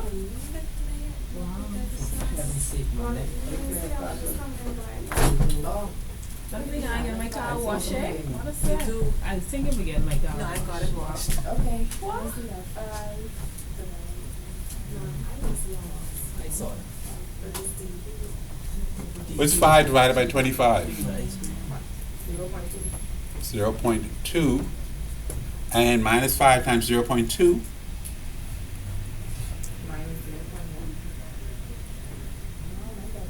0.1. Alright. I don't know, you tell me. I just throw it there just to see what y'all can say. Minus 5 times 2 0.1. is 10, so Minus 5. What's the calculator? Yes, please. Points. Oh, I say 0.28. One. Minus 1. Negative one. Negative 1. Wanna be there one? -1. Okay. Anything else? Let's make Oh. sure. You the one. Now, because elasticity of demand is in absolute value terms, Day one. Mr. DeMille. yes. So, in the regular circle dq over dp equals Mhm. -5. How is that right now? Because dp is the slope. Right. This is the slope, and the slope is always this number in front of P, front of the P. Okay, let me write this I think it's in your notes somewhere. All right.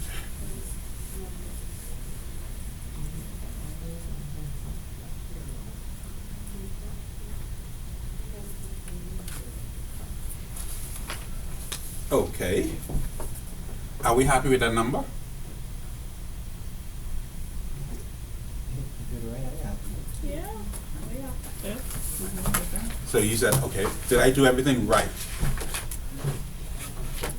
If I think I did everything right, then whatever the number came out to be, and that's what it is, and that's what it can be.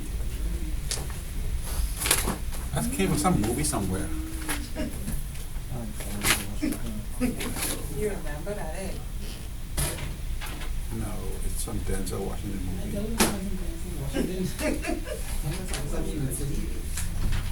American Gangster. No, he didn't say it. It was, anyway, it don't matter. Y'all ain't distracting me today.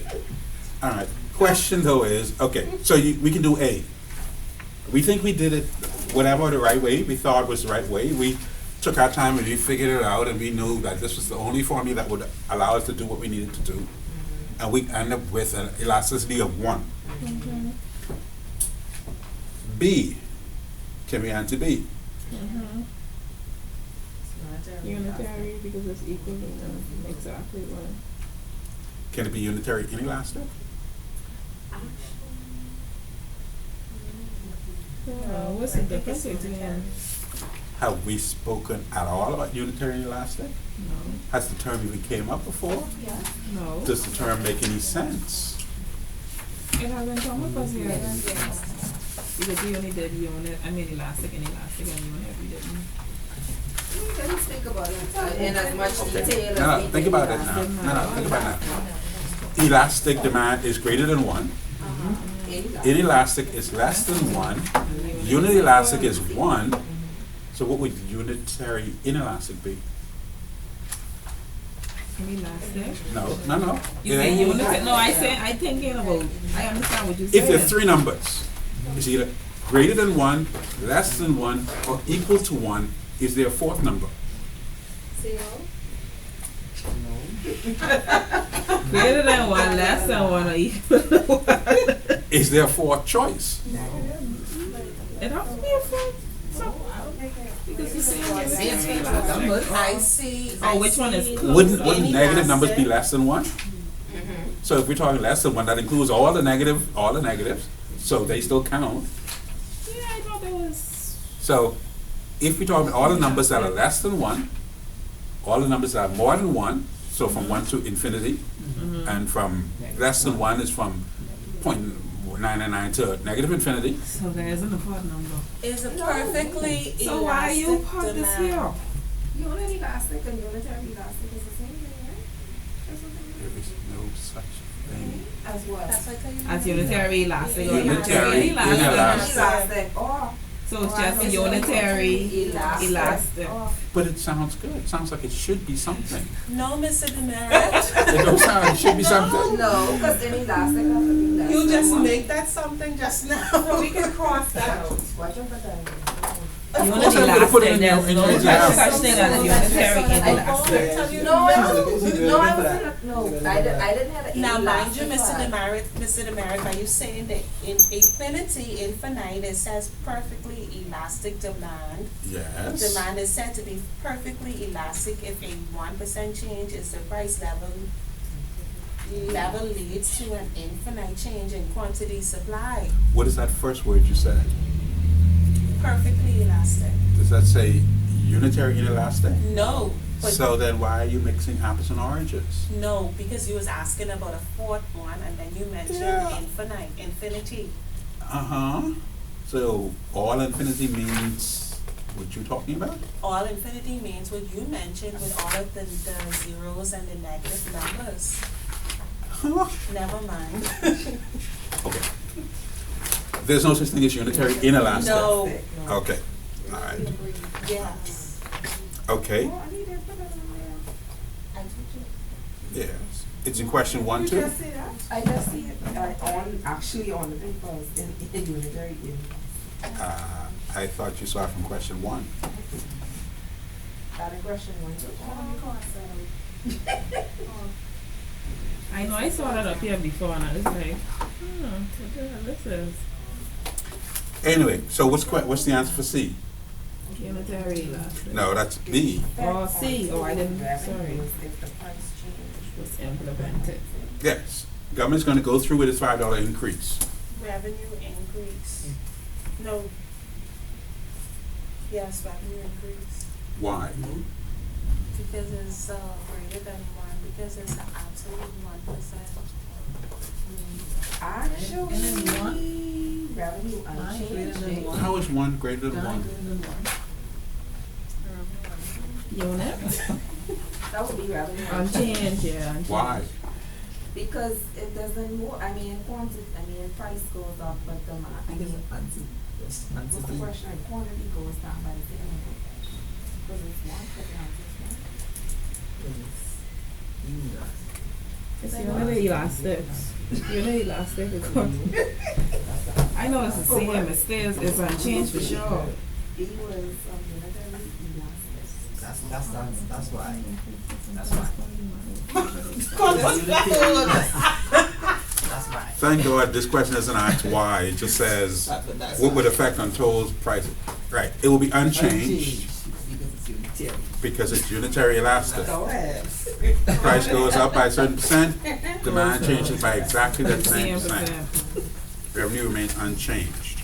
Okay, we can't talk about question 8 yet because now we have to do real classwork. So, you got no excuses now for not being able to get 100% on at least that part of the homework. But as students often tell me what seems very clear in class. When you Okay. get home, it's something different. Yeah. That's why you used to write everything. Does this write everything? Does this write everything? I write what I need All right, to know. consumer choice. This is page, I think page 20? 21? Page 20.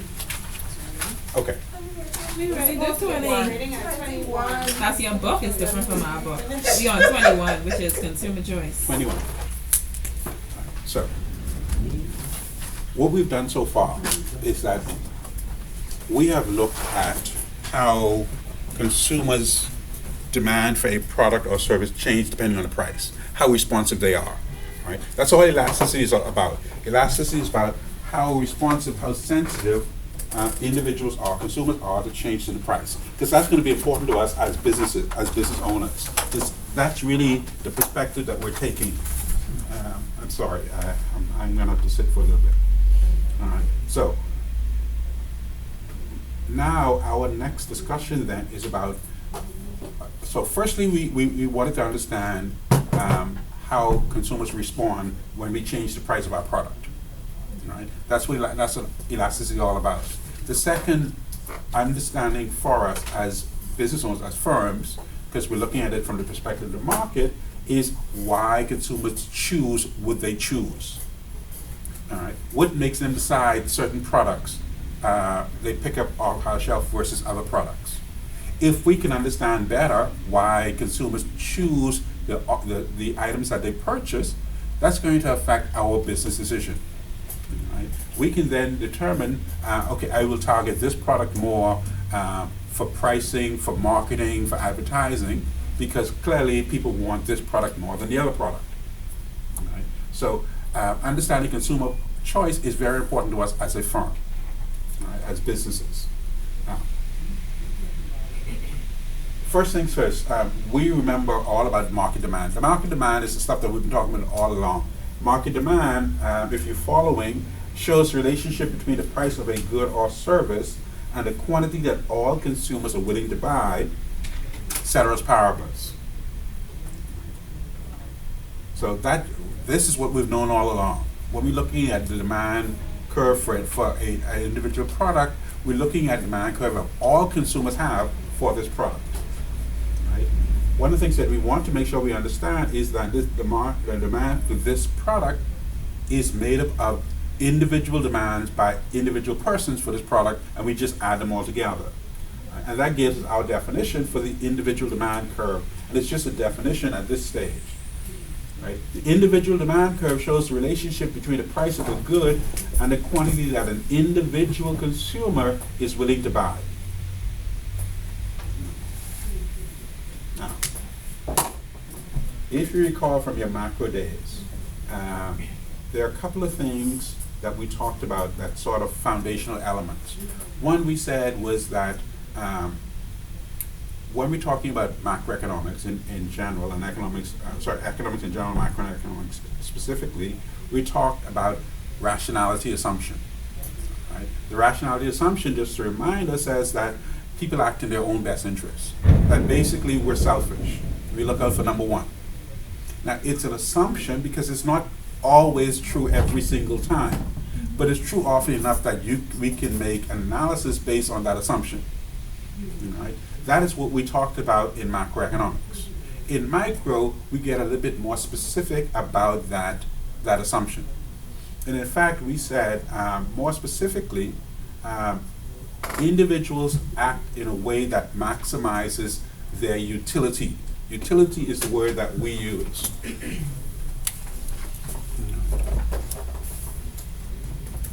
And we're going to define it in a second, UTILITY. And here we're talking about satisfaction, happiness, enjoyment of the item that you purchase and consume.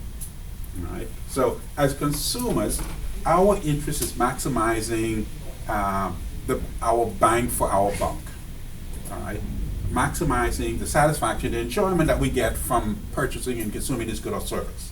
So for us, the rationality consumption says as consumers should purchase a good or service that provides the highest level of enjoyment or happiness per dollar spent. So the question is, how do you go about quantifying happiness? How do you go about quantifying enjoyment? How do you go about putting a number on this? Right? And that is where the concept of utility comes in, and we'll talk about in a second. The other part of this is that, one, we work with the assumption that our consumers are rational. And secondly, we work with the principle of opportunity cost. Again, just to remind ourselves, the principle of opportunity cost is about the next best choice. Right? It says that when we choose to consume a good or service, we're also giving up the opportunity of consuming another good or service. But the principle says that we're not just giving up the opportunity of consuming any other good or service. We're giving up the opportunity to consume the good or service that we would most wish to have consumed if we weren't consuming the one that we're consuming. Right? So it's not just, and we have the example here, if we're going to the theater, and this example is obviously old, because these prices are nothing like what they are now. But, you know, you go to the theater and you're interested in getting something to eat, and you like pizza. So you spend your $6 on pizza. Hot dogs that cost $2. So clearly, you could afford to buy a hot dog if you wanted. In fact, you could afford to buy 3 hot dogs. Why would you buy the pizza? That's the ones you really want. That's what you really want. Right. Whatever your rationale, the fact of the matter is that you get more enjoyment from this $6 pizza than you would have if you had gotten 3 hot dogs. 3 hot dogs. Because you could have gotten 3 hot dogs and you choose not to. Instead, you spend that $6 on pizza. Now, it may be that you just don't eat hot dogs, or you're not sure what's in that hot dogs, or the hot dogs smell a little rank, or whatever your rationale, whatever your justification, or it may just simply be that you really, really, really, really love pizza. It don't matter. What matters is the fact that you get greater enjoyment, greater benefit from consuming pizza, even though it's $6, as opposed to the hot dog, even though it's $2. All right, that is a rational decision for you, based on the fact that, based on opportunity cost. All right. Continuing our notes, therefore, if you purchase a pizza, this implies that the enjoyment you get from that one pizza must exceed the enjoyment or happiness that you would have gotten from the 3 hot dogs that you could have eaten instead. Now, when we're talking about opportunity cost and rational consumers, there are 2 effects that come into play. The first is called the substitution effect. Right. And this happens when there's a change in the price of one of the good relative to the other. Price of pizza falls to $4. That's never going to happen, but you know, let's assume that.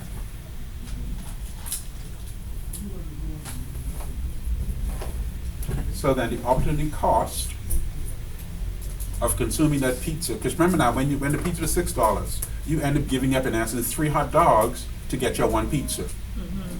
Now that the price of pizza has fallen to $4, you only gave up 2 hot dogs to get that 1 pizza. So the likelihood that you're much more likely to substitute pizza for some hot dogs and consume more pizza and fewer hot dogs.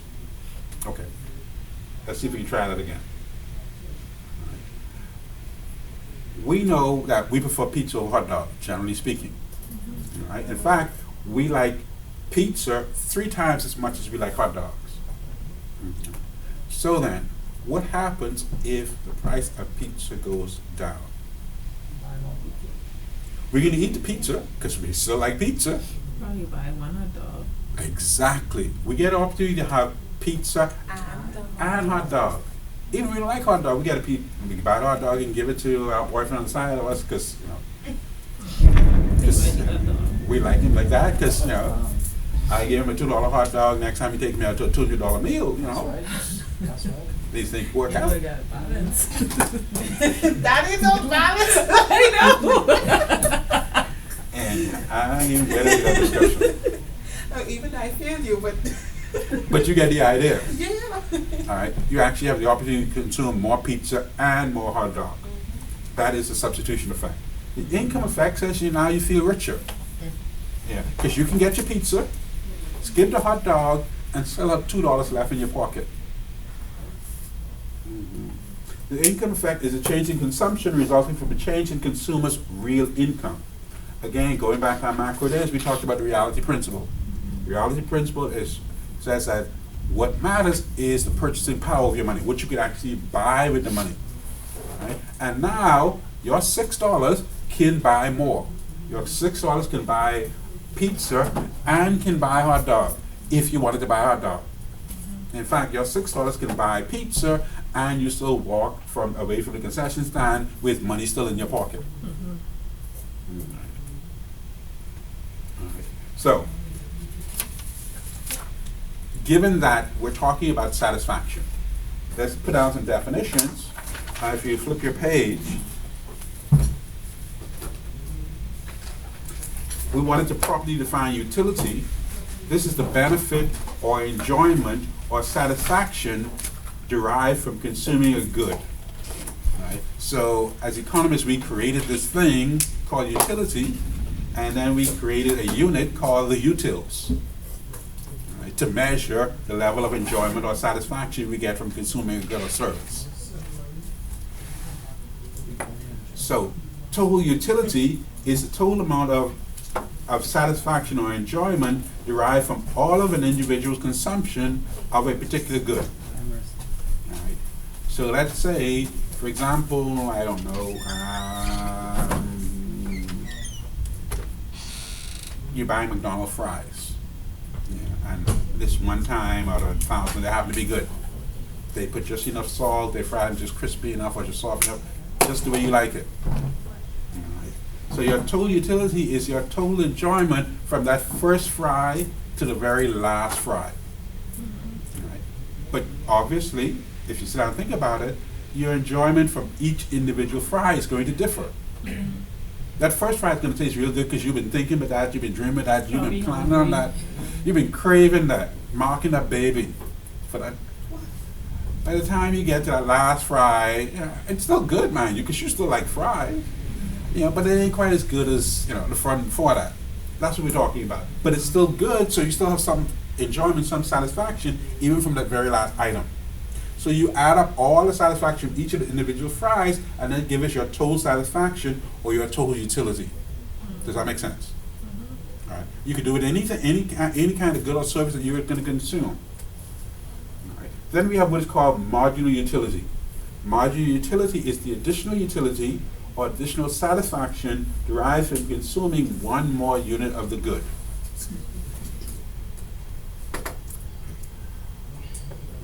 Friday, work over, you're going on the key. At first bear, it's a good bear. All right. Okay, if y'all want to call it bear, what's that flavor water that y'all like? Let's use Bell. No, man, they made by Water. There ain't be no flavored water. No, man. What's it called? No. Flavored water on Friday afternoon. No, it's made by the same company. Oh, no, Radley. Rattler. Oh, Rattler. Flavored water. We trying to say that's how we Actually, it's only 2% alcohol. I It see really some is though. flavored water. Yeah, a little buzz.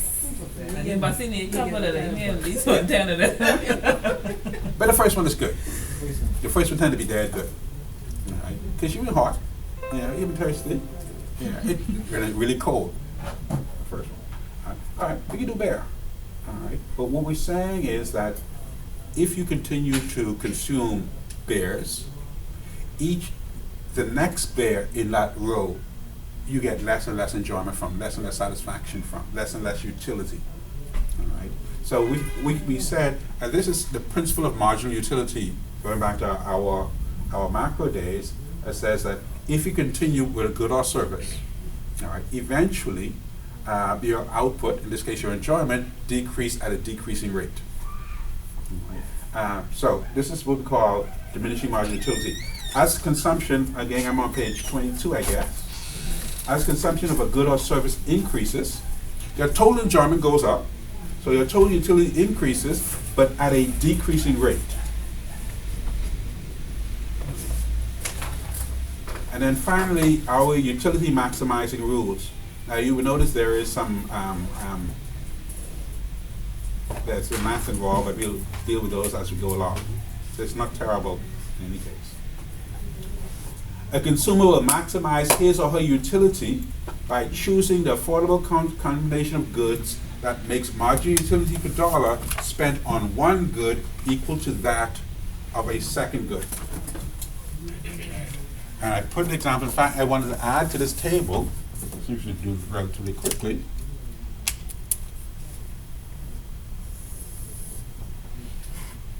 One, two, three, 4, 5, 6, 7.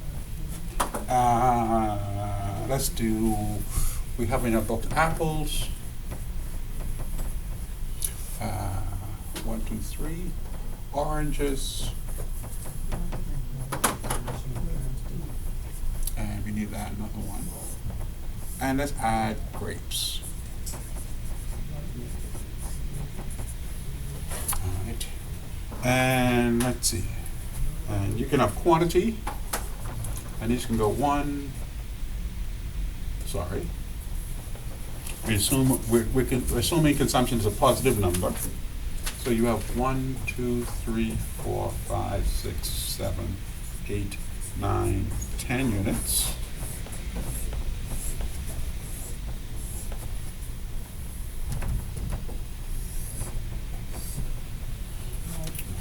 Now, for apples, marginal utility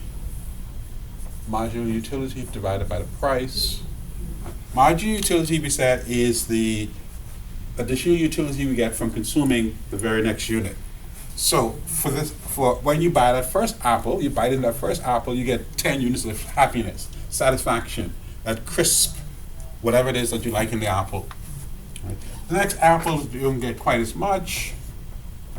At each time, you get less and less satisfaction from consuming the next unit.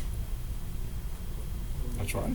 5, 4, 3, 2, 1. Right. So you like apples, so you're always going to get some enjoyment, some satisfaction, even when you stall. All right. Now, if apples are priced at $1 a piece, oh, I know not in the Bahamas, but if you go to some apple-producing region, say Washington State, yeah, and say northeast United States, when it's apple picking time, yes. Why not 10-9? Or 10-8? No special reason, because your enjoyment doesn't necessarily fall off smoothly. Okay. That first one is really, really, really, really good. Right? All the rest of them will never quite, the decline in your happiness is not linear, it's not even. Okay, understood. All right. At least that's what I'm working with. And generally that's the case. Yes, ma'am. All right. So, marginal utility, I'm just taking the utility divided by the utility divided by the price. 8, 7, 6, 5, 4, 3, 2, 1, and 50 cents. All right. What about oranges? Oranges, quantity 1, 2, 3, 4, 5. But oranges are priced at $2. Right. And oranges, we like oranges. Oranges, let's see. Our marginal utility is 24, 20, 18, 16, 12. In this case, for oranges, our satisfaction falls off, well, fairly evenly, no. 4, and then 2, 2, 2, and then after this it falls off even quicker. All right, however that works. And our marginal utility per unit is our marginal utility divided by 2, 12, 10, 9, 8, 6. All right, and grapes, which you don't have in your notes, I need 3. Q, marginal utility, price. Grapes are priced at $2.50. All right. Yes, 1. I added grapes. 3, 4, 5, 6, 7, 8, 9, 10. And utility 60 from 55, 40, 35, 30. I like grapes. 25, 22, 20, 12, 3. That's a lot of grapes. Right. And if we're doing this right,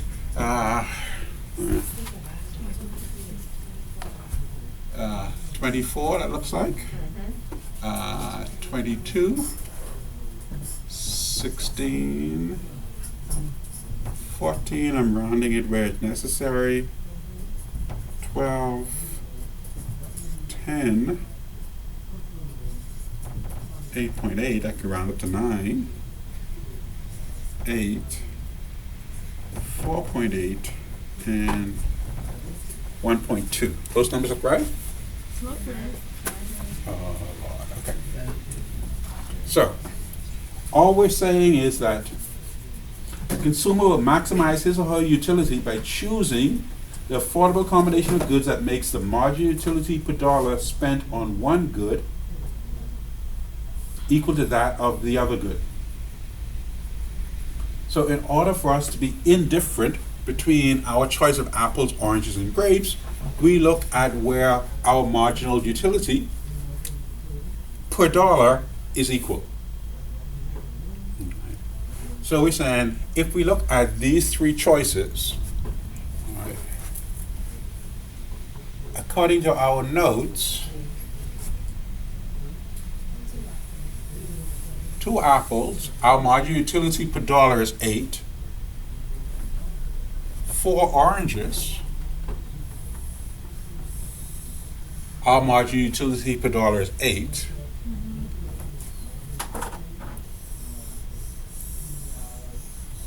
8 grapes, our marginal utility per dollar is grapes. So all this is saying is that at this point, we're indifferent. We're perfectly happy to eat 2 apples, 4 oranges, or 8 grape. Right? That's what we're talking about when we're talking about maximizing our utility. So I have a question. Yes. Why we went from 2, 4 to 8, not 6? Where are you? I'm just asking, like, why we use 2, 4, and 8? Why we didn't do 2, 4, 6, 8? I don't know what you're looking at. That's why you I mean, which column, which line? It's no think she don't line. need I just general- want to know why you used the number 2. Why did you use the number 4? You said it's no particular reason. What are you looking at? 2, you see where it says 2, 8H, start first 2 down. This? 2, and then you made the next 2, 4 is 4, and 8? right? Yeah, why you didn't use 6? No. I'm not interested in that. I'm interested in this. Yeah, that's why I said you're looking at the wrong number. The 8 is the common factor. I'm looking at that. Okay. This is saying, because see, when we do this subconsciously, and all we're trying to do is the kind of stuff that we do when we go to the food store in our heads without thinking about it. We're trying to bring it sort of more explicitly and quantify it in terms of our economics.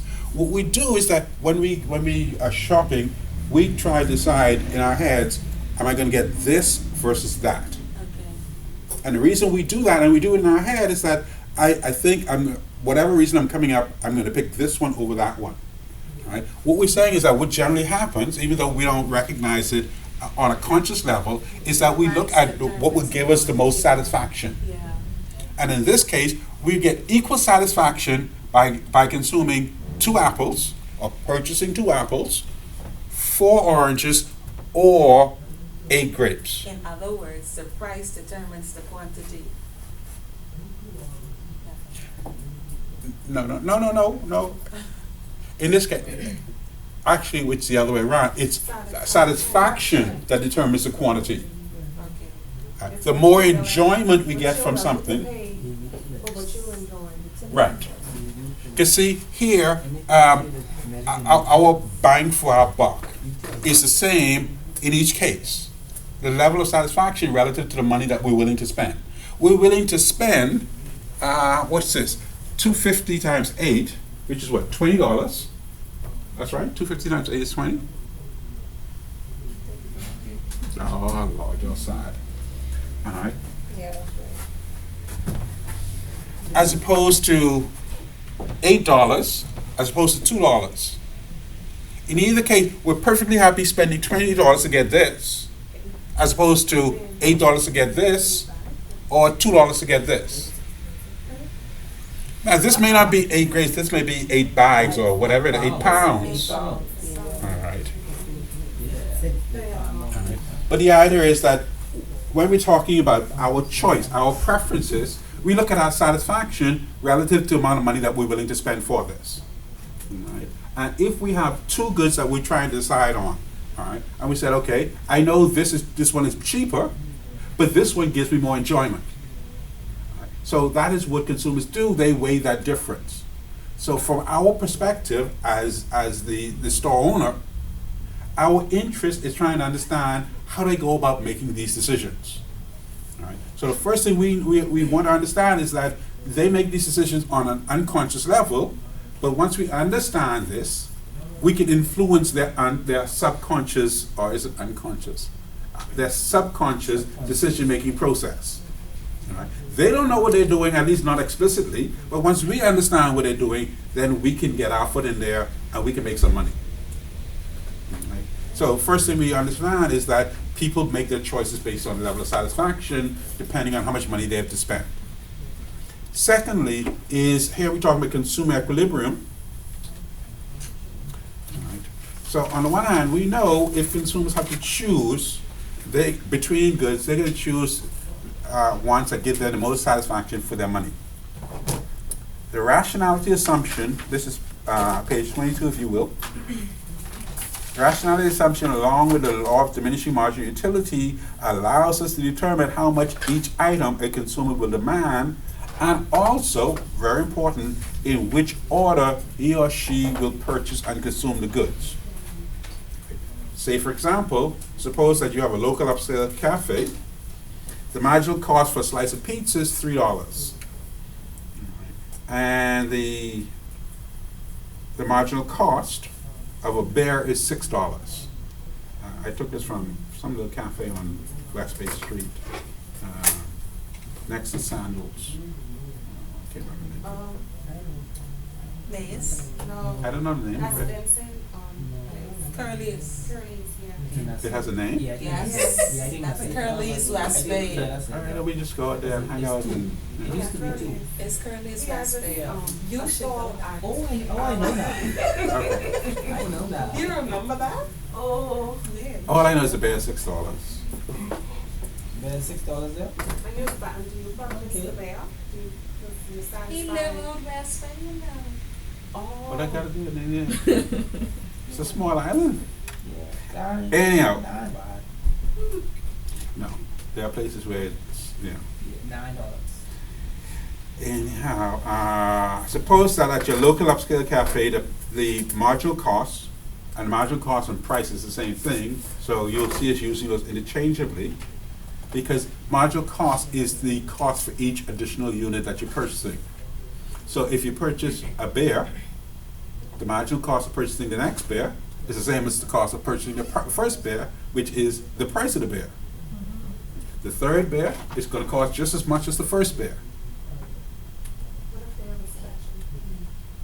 Yeah. Then all the beers are going to be priced exactly the same thing. They're not going to tell you, okay, if you buy the first beer at $6, I'll sell you the second beer at $4. No. Because there's no way you would tell me that you changed in price for the same beer. But Yeah. up to $2. And if you can sell for $2 now. $8. Yeah. Buy one, get one out for. On bear? Not best. At least I don't know. Okay, so you visited this cafe and you're on your own, obviously, because you are only planning on spending $30. Question is, how many slices of pizza and balls of beer are you going to go through during the course of the evening? Well, that depends on the price of the beers and how much satisfaction you get from beers and pizza. Oh, I'd have to draw it, we have it in your notes. All right. So, the table, we see that pizzas cost $3 and beer costs $6. So, we got $30 to play with. The question is, do we buy a beer first or do we buy a slice of pizza first? Bear. I can eat before I start drinking. Yeah, but see, some people are different from you. Bear. Definitely. Depends on your preference. That is why we look at utility. Can't even man pizza. Alright. Now, you would find that if you look at pizza first, all Alright, you see the number of slices you can get from, out of your $30, there's $3 each, so you can get up to 10 slices if you spend all your money on pizza. If you spend all your money on bear, you can get 5 bears at $6 each. $30. Alright, now, that first slice of pizza will give you 60 units of satisfaction, of enjoyment from that first slice of pizza. Second slice of pizza, 50, third, 45, et cetera, all the way down to that 10th slice of pizza. You know, you may puke it back up, but you still get 1 unit of satisfaction from that slice of pizza. The bear, you get 70 units from that first bear, 54, 45, 42. Even that 5th bear where you can't see straight still gives you 35 units of satisfaction. See, that's more satisfaction. So, your first choice, all right, is that I am going to get a bear. Okay, I'm going to spend my $6 because 1 bear at $70 at $6 gives me 70 units of satisfaction. Yeah. And 1 pizza at $3 only gives me 60 units of satisfaction. So since 70 bigger than 60, I'm going to take my first bear. What about my second purchase? Now, my second purchase, I can get my second bear, which will give me 54 units of satisfaction, because I already had the first bear. So it ain't quite as good as the first bear, or my second bear.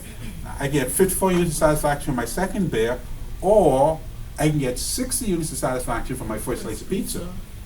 Because I didn't have the pizza yet. First thing I had was the bear. So 60 is bigger than 54, I get that slice of pizza. Now, I've had a slice of pizza, and I've had a slice of bear, and I've spent $9 out of my $30.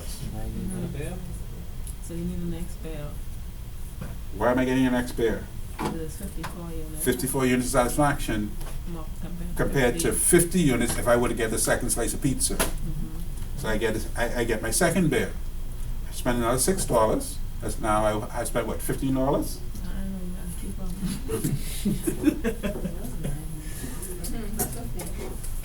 You see it on the right hand side, last column. Yeah. 15. So now I've had 2 bears and 1 slice of pizza. My third choice is between my second slice of pizza, which will give me 50 units of satisfaction, or my third bear, which will give me 45. And the pizza. I get my pizza. So now I've had 2 slices of pizza and 2 bears, and I've spent $18. So now I'm left with $12. Now, what do I buy next? You gotta see which one. I can get my bear, which gives me 45 units of happiness, Or the pizza. or the pizza would give me 45 units of satisfaction. Is it at the price? So I right now, it don't matter to me which one I buy. I mean, they give me the same amount of satisfaction. Yeah. Why they give you the same amount of satisfaction at this point? The one that's less expensive.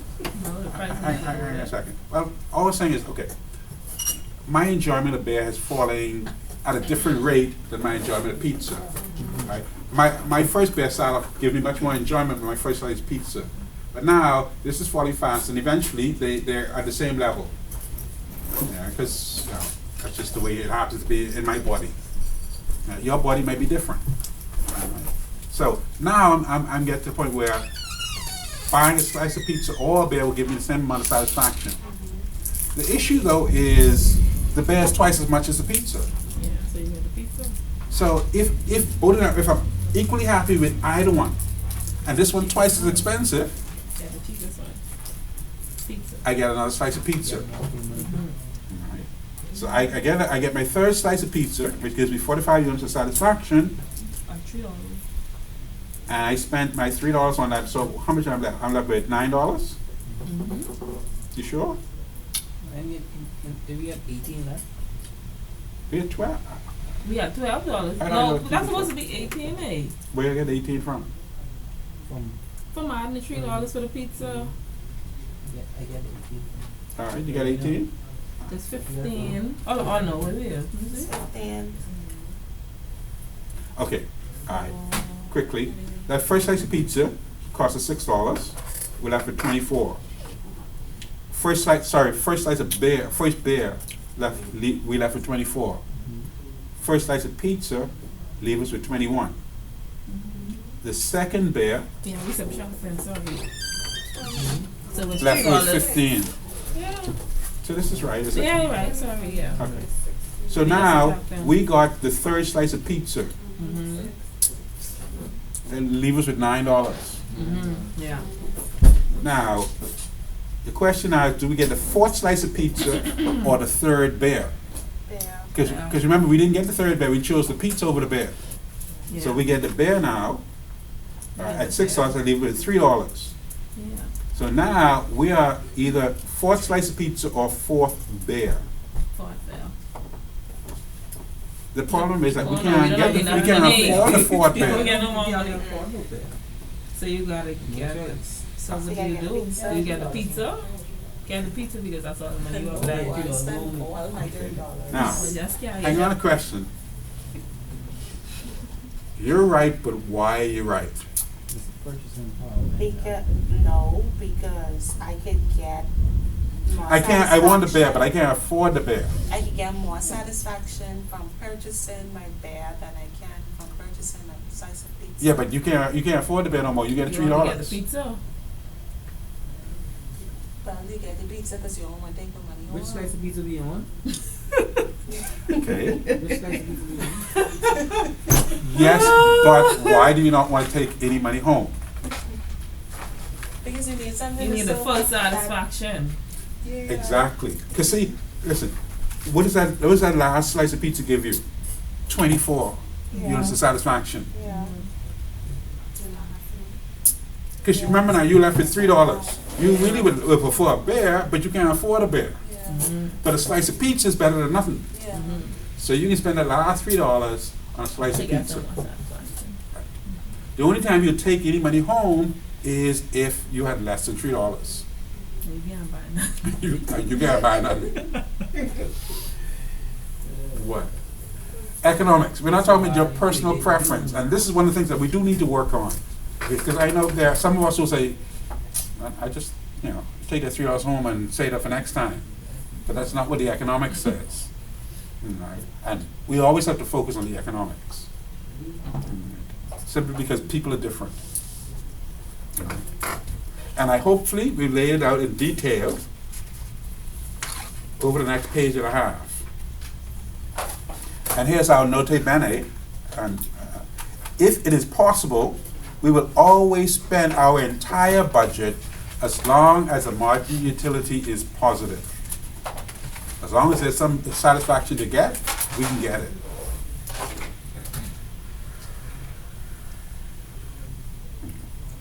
Mr. Dillon, Yes, ma'am. can you tell me what that means, please? Marginal utility. No, NB. You just said it. Oh, note bene. On note 12. Yeah. Yeah, but I used the correct Latin phrase. I Can't pronounce it. I want to be good. I write it.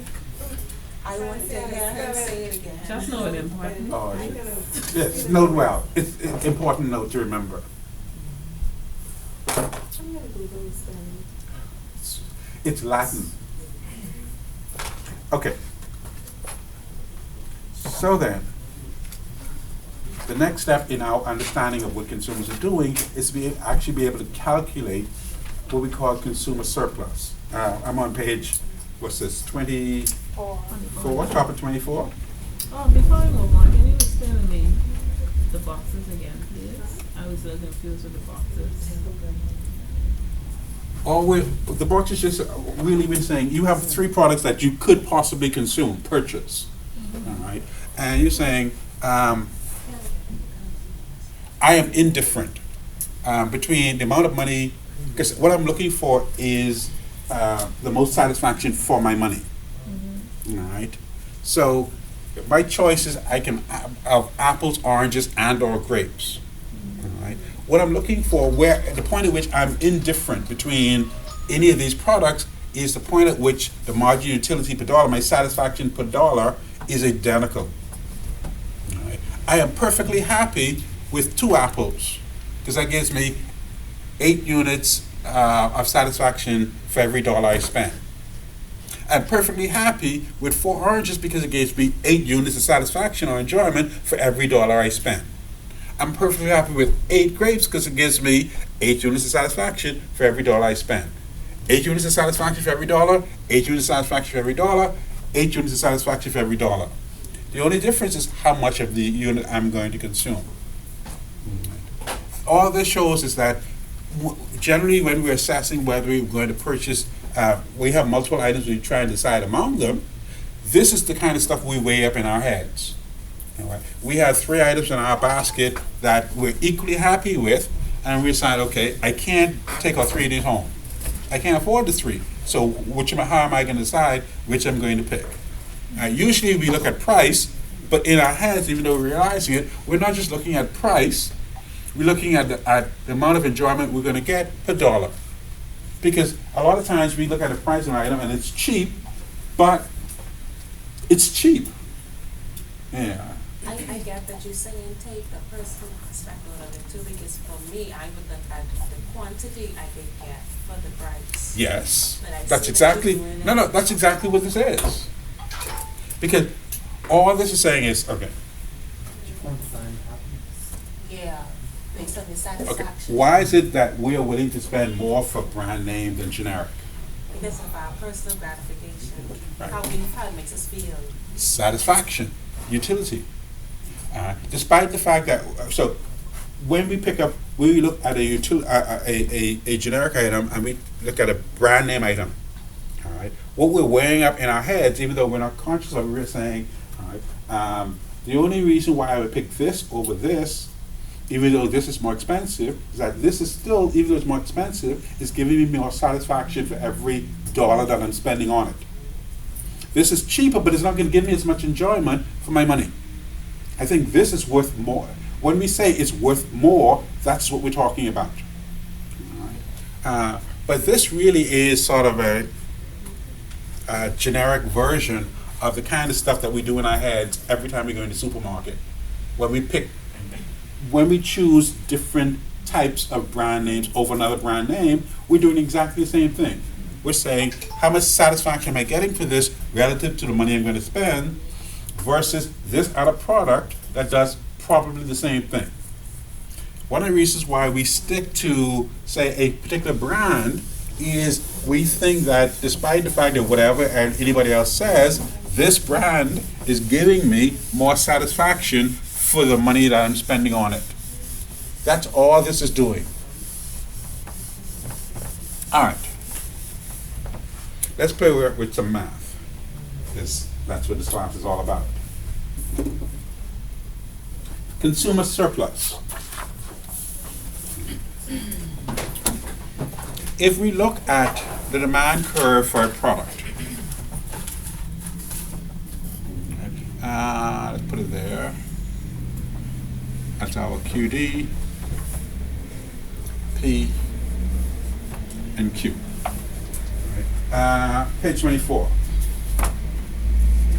Consumer surplus is the difference between the maximum amount that the consumer is willing to pay for a good or service and the market price of that good or service. So this is the market price. This is our P star. If we were to put in our supply equation, our supply curve, it would look like this. Right? Just note that. Yes, ma'am. I don't want to go ahead of you, but like I noticed in the homework, you have that table which you did before. Is this a part of the homework as well, or are you saying that basically we should be able to handle the homework given what Based we on read? everything we've done, yes. Okay.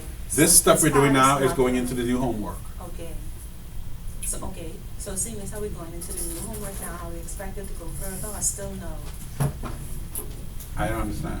Seeing as how we're Oh, going. yes, no. The questions, what's it, 9 through 16? Yeah, We still haven't come to those yet. okay. But Right. this So is it's not getting, 8. but Yes. this is getting into that, Eventually. okay. But we're not gonna be able to get there before the end of the class. Okay, 1 to 8, yes. yeah.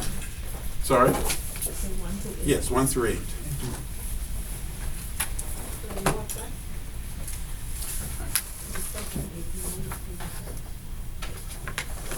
stop it, you. No, I'm gonna show you on the survey. Come on. Oh, Yes? Alright. Shall we continue? Yes. Alright. Consumer surplus is the difference between the maximum price that the consumer is willing to pay for a good or service and the market price of that good or service. In a competitive market, consumers and producers buy and sell at the market equilibrium price, that's P star. However, some consumers are willing and able to pay more for a good or service than they have to. That is, what a consumer actually pays for a unit of good may be less than the amount they may be willing to pay. This savings is a consumer surplus for that individual. Right? Remember we said the demand curve for a product or service is made up of individual demand curves. So there are some people, right, who are only willing to pay this price for this product. And there are some people who are willing to pay this price, etc., all the way up to here. At this point, the price is too high, nobody wants to buy anything. Right? This is where demand is equal to zero, but any place in between, people are willing to pay for this product, and eventually, the price for this product would be P star.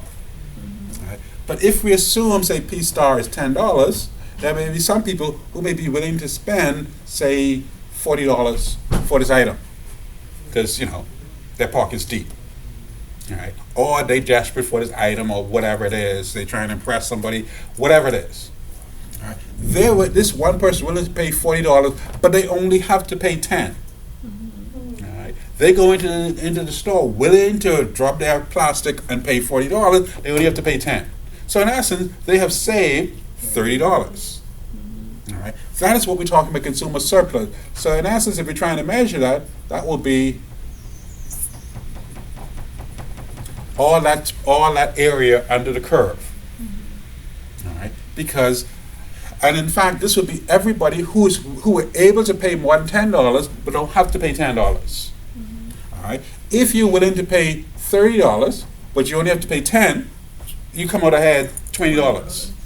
All right? If you're willing to pay $25 but only have to pay $10, $15 and only have to pay $10, $11 and only have to pay $10, you still come out ahead. All right? And so when we add all those up, these are all the people who are willing and able to pay more but don't have to. All right? And we can calculate what the savings is for the entire market. All right? And the way we do this, the best way through an example, if you look at the bottom of page 24, if out of all customers interested in purchasing a specific item with a market price of $10, all right, let me fix this because I know y'all like to, do everything y'all say. I changed the numbers on y'all. So on this up all the way to 50. Out of all customers interested in purchasing a specific item with a market price of $10, John is willing to pay the most at $50. In this case, the consumer surplus for John for this item is $40. That is the difference between what he's been willing to pay and how much he actually has to pay. To calculate this is calculating the area highlighted under the portion of the demand curve above the price line. I'm assuming people know how to calculate area. Length times breadth, yes? Half base That's- and half something. Length times width times height.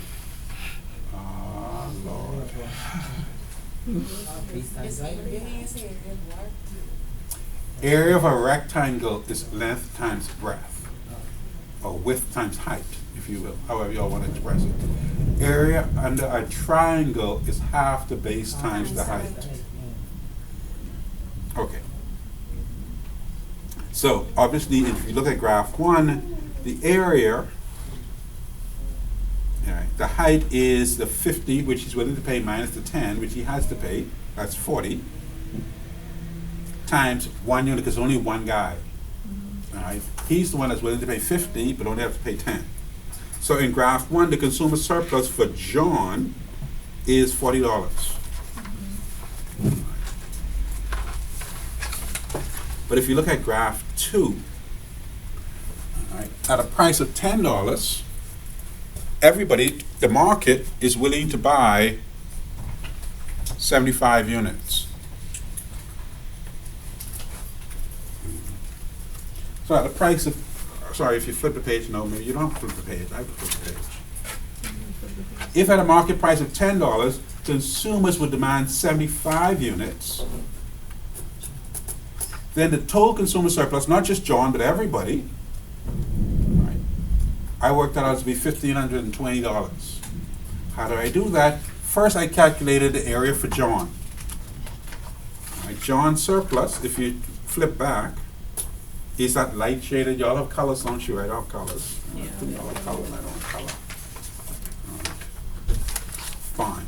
John is the light color indicated as A. Right. We first calculate John's rectangle, which is base times height, which is 1 unit times the $40 he saved. All right. So his consumer surplus works out to $40. And then we have to calculate the rest of the area under the triangle, which we designated B, which is half the base times the height. Half the base is 75 minus 1, because we're talking about everybody else besides John, because we already added John. So if everybody plus John was 75, then everybody minus John got to be 74. So it's half of 74 times 40. And that is, unless my math is very wrong, somebody with a machine will correct me, $1,480. You add the two together and you have $1,520.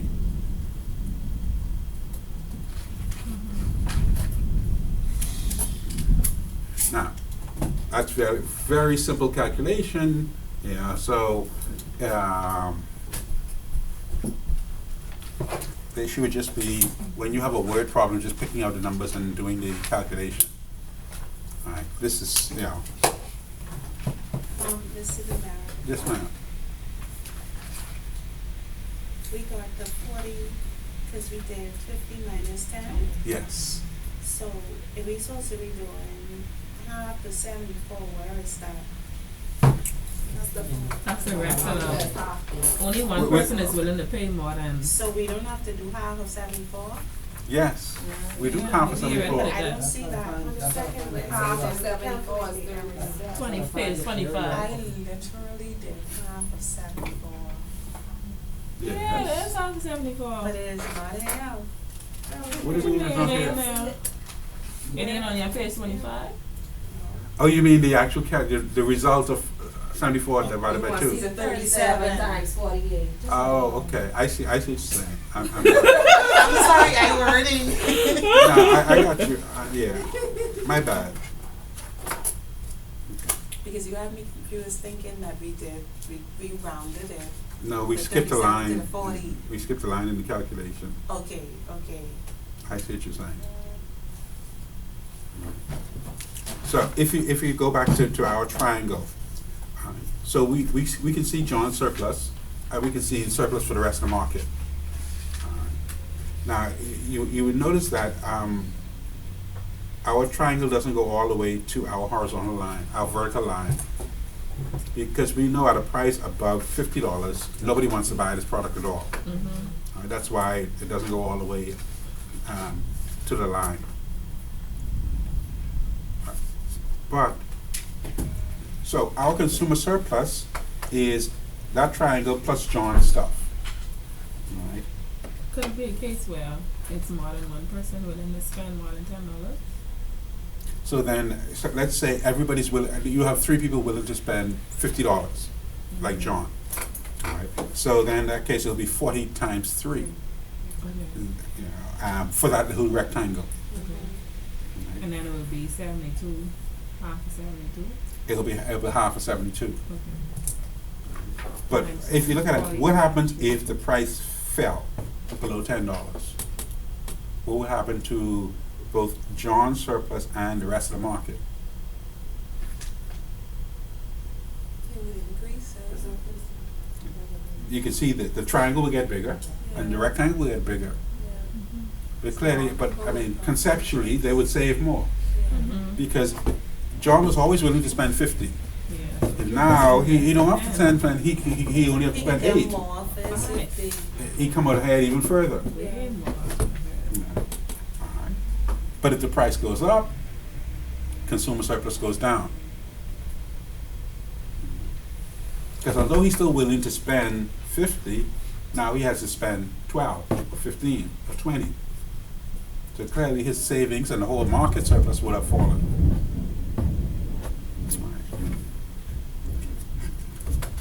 All right. I hear thunder. It's time to go. Now let's do produce a surplus and then we'll call it a night. That's the segment. Again, this is fairly straightforward. The math is simple. It's just the opposite. All right. Instead of looking at, so for consumer surplus, we were looking at this triangle here. All right. Because this is the demand curve, so we're looking at the area under the demand curve. For producer surplus, we're looking at this area here. All right. The area under, well, I know it's on top, but it's Supply. under the supply curve, Yeah. or between the supply curve and the market price. All right. So if we're looking at page 25, on the other hand, producer surplus, this is the stuff that interests us, is the difference between the minimum amount that a firm is willing to accept for a good or service. All right. So there's a price that we're willing to accept based on our particular circumstances, and that price may be different from the market price. All right. So producer surplus is the difference between the minimum amount that a producer or firm is willing to accept for a good or service and the market price of that good or service. In a competitive market, consumers and producers buy and sell at the market equilibrium price. However, some firms will be willing to accept less for a good than they have to. That is, what a producer or firm accepts for a good or service may be more than the amount that they may be willing to accept. This savings is the producer surplus. So, I am selling whatever it is I'm selling. Baby shampoo. And I know from my sales over the last few months, that I can price this 12-ounce bottle of Johnson & Johnson baby shampoo for $7. Right. Now, I brought it in for $2.50. Right. Should I price it at $2.50 when y'all willing to pay $7? No. I can price it at $7. That's the market price. Right. So then, I brought it in for $2.50, but I priced it at $7. Didn't I just save $4.50? Or really, I made $4.50. That I wouldn't have. I could have priced at $2.50 and still be fine. All right. So I come out ahead $4.50. That's producer surplus for me. Right. And now you can extend that for the entire market. All right. So again, if out of all firms interested in supplying a specific item with a market price of $100, ABC Limited is willing to sell this item at a price that is lowest at $10. In this case, the producer surplus for ABC for that item is $90. All right. They could have sold it for $10, happy to sell it for $10, but don't have to. In fact, they can sell it for $100. All right, so they come out ahead by $90. So the graph now shows the total producer surplus. If at a market price of $10, that should be at a market price, $100,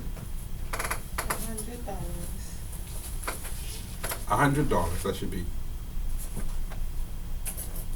If at a market price of $100, firms will be willing to supply 1,000 items, then the producer surplus, not just for ABC but for everybody, would be ABC's part, which is 1 times $90.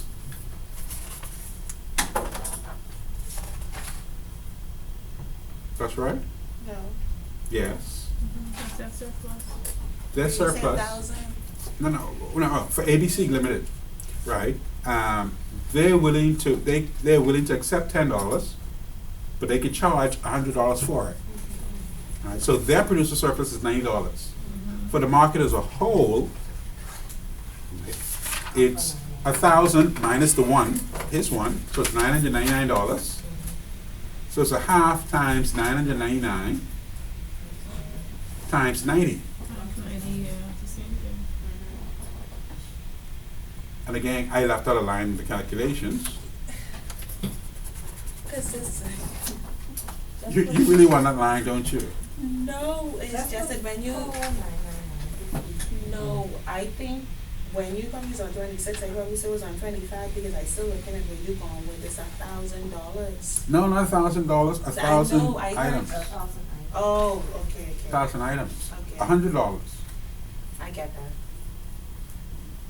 And if my math is right, it's a half 9999 times 90.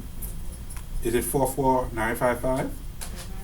And we add that to ABC's part, and I get 45,045.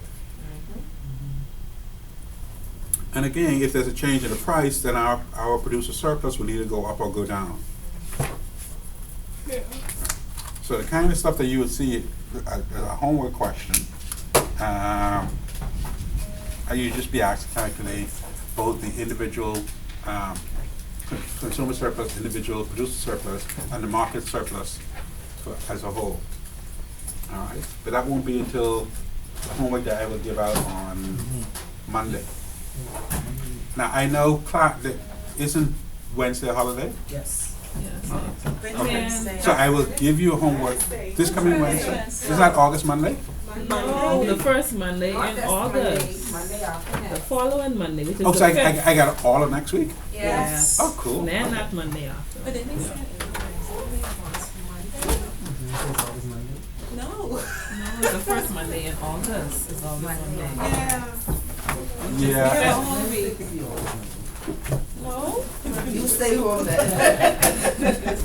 Okay. You have us a whole week next week, Miss. Okay. So that is fine then. So, you are returning this homework to me on Monday.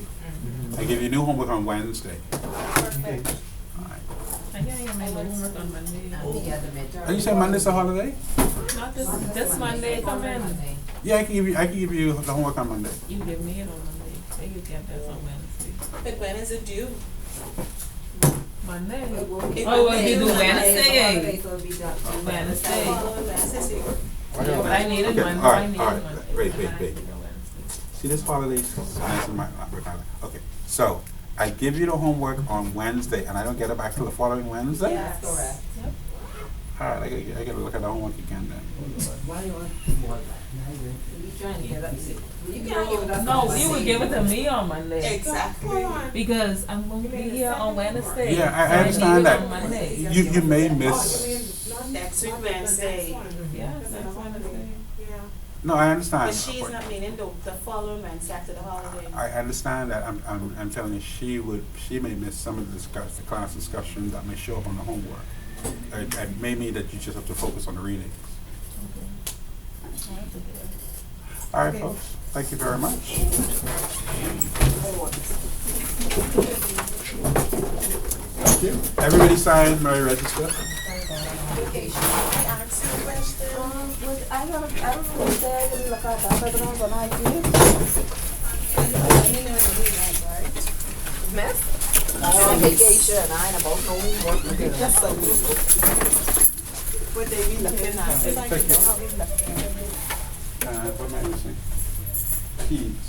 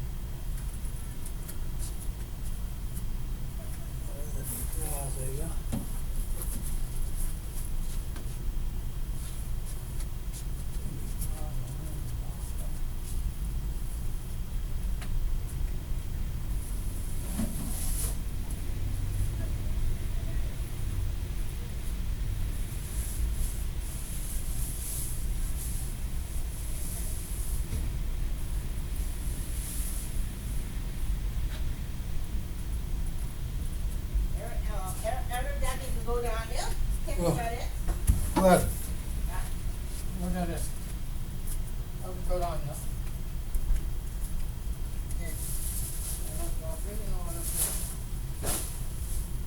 Ain't nothing up there.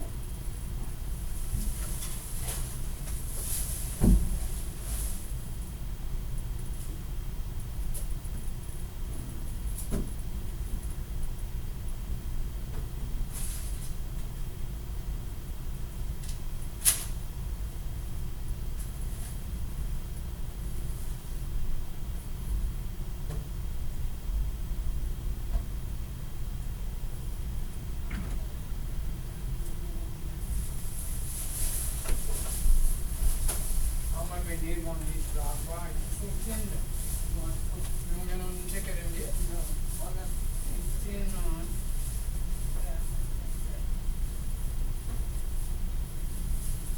Where you want it? There, no? Yeah. You get one there. That's whatever, they're going to do this. Where you want? Yeah. Garbage in there? No. That's all the garbage in.